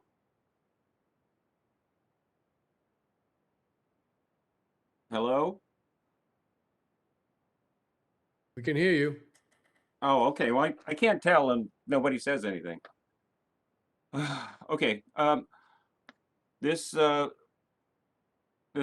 article is purely to address a situation where the select board reviewed a housing proposal and approved it and sent it on to the state without a public hearing.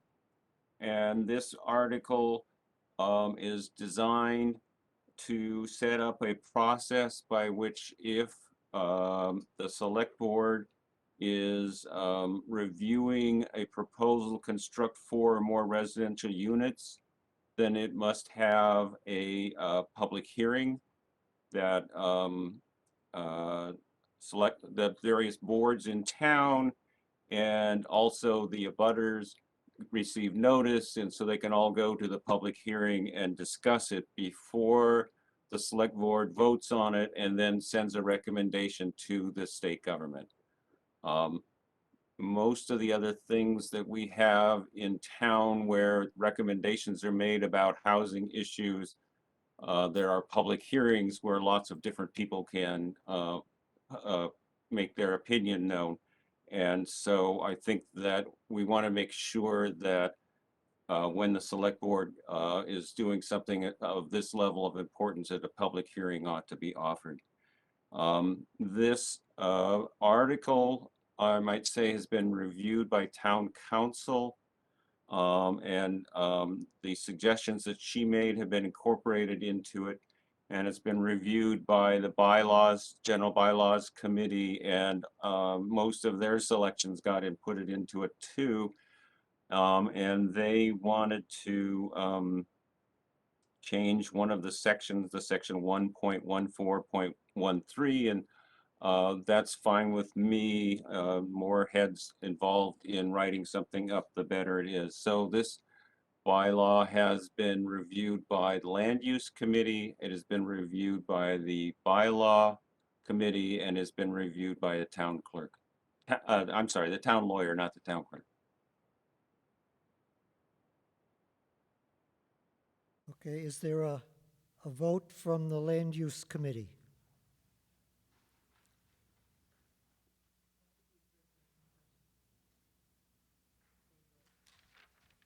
Yes, I believe we voted 6-0-0 for this, again, several months ago. Okay, thank you. Bylaw Review Committee. Mr. Martin? Thank you, Mr. Moderator. Scott Martin, and Bylaw Review Committee. Because we only had 4 of our 7 members, and one of them had another commitment on the night that we finalized this, we were unable to vote on it. But those of us who have been on the committee have all been working very hard with Monty and feel that this is a good article to support. Thank you.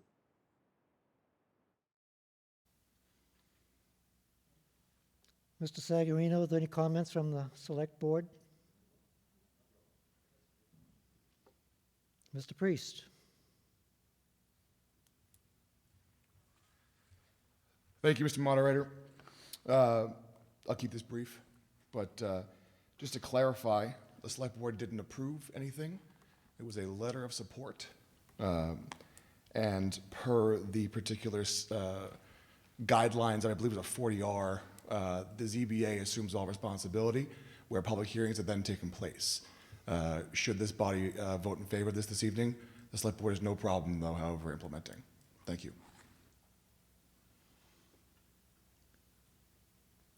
Questions or discussion from the body?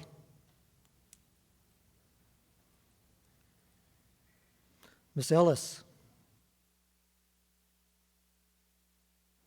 Thank you, Mr. Moderator.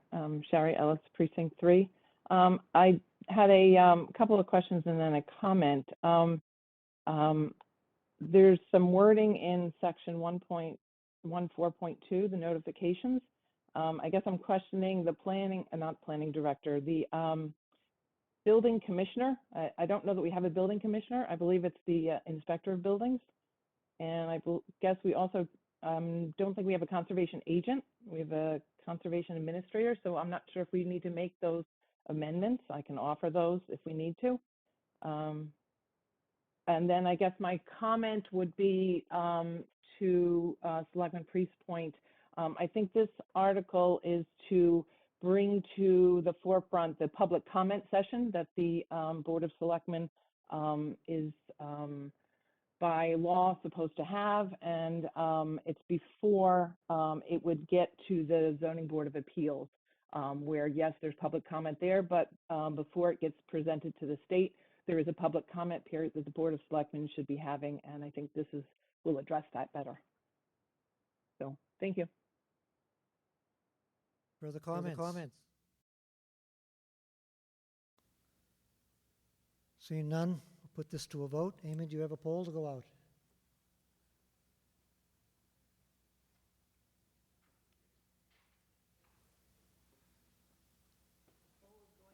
Okay, all those in favor? Opposed? Thank you.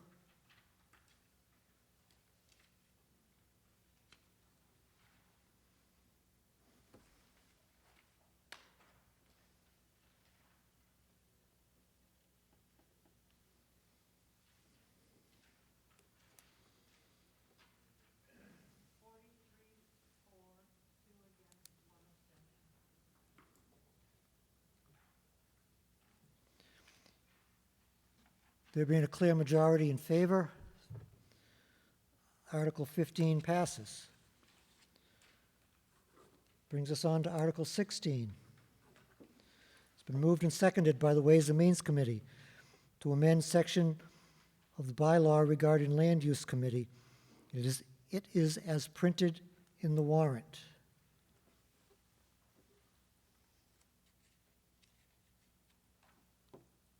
Okay, does someone from the Land Use Committee wish to speak on it? Yes, thank you, Mr. Moderator. Dave Webb, current chair of the Land Use Committee. This is, be very brief, this is basically a housekeeping amendment to the general bylaws regarding Land Use Committee, where we want to add a recording secretary. We feel this will make us much more efficient. The recording secretary will help with the meeting minutes and the agendas, which we've fallen back on, especially in the minutes in the past several years. So we want to, this will make a great improvement, I think. And it will also bring us into alignment with other committees in town, including the bylaw review committees. We basically adopted the phrasing from their committees for this amendment. So thank you. Questions from the body?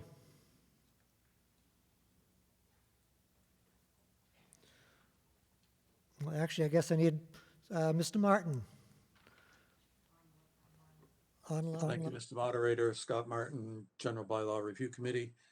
Again, we were unable to vote on this because we did not have enough members to vote at the time that we were, in the time that we had to review it. Thank you.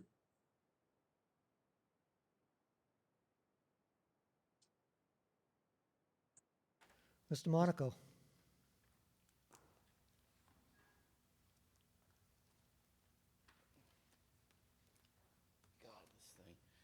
Hello? Does land use have a budget in the line item in the operating budget today? No, I don't believe so. So just a housekeeping thing, I assume would sweep this underneath one of these aggregated budget lines for Ways and Means, because we're going to have to appropriate money for this. I don't think it's going to be a lot of money, but just to point that out, it's in addition to the operating budget. Okay?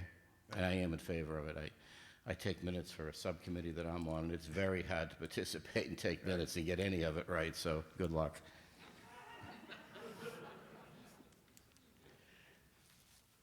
Any further questions, comments? Seeing none, let's put this to a vote. Polls going out. All those in favor? Opposed?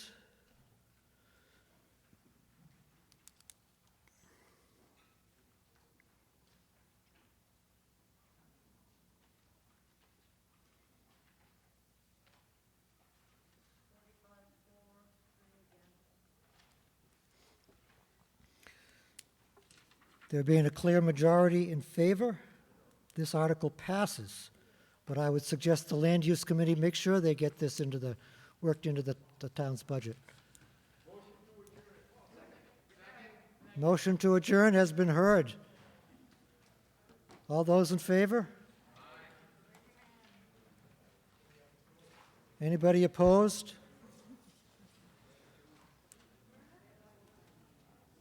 The motion carries. Thank you very much for your patience and time this evening.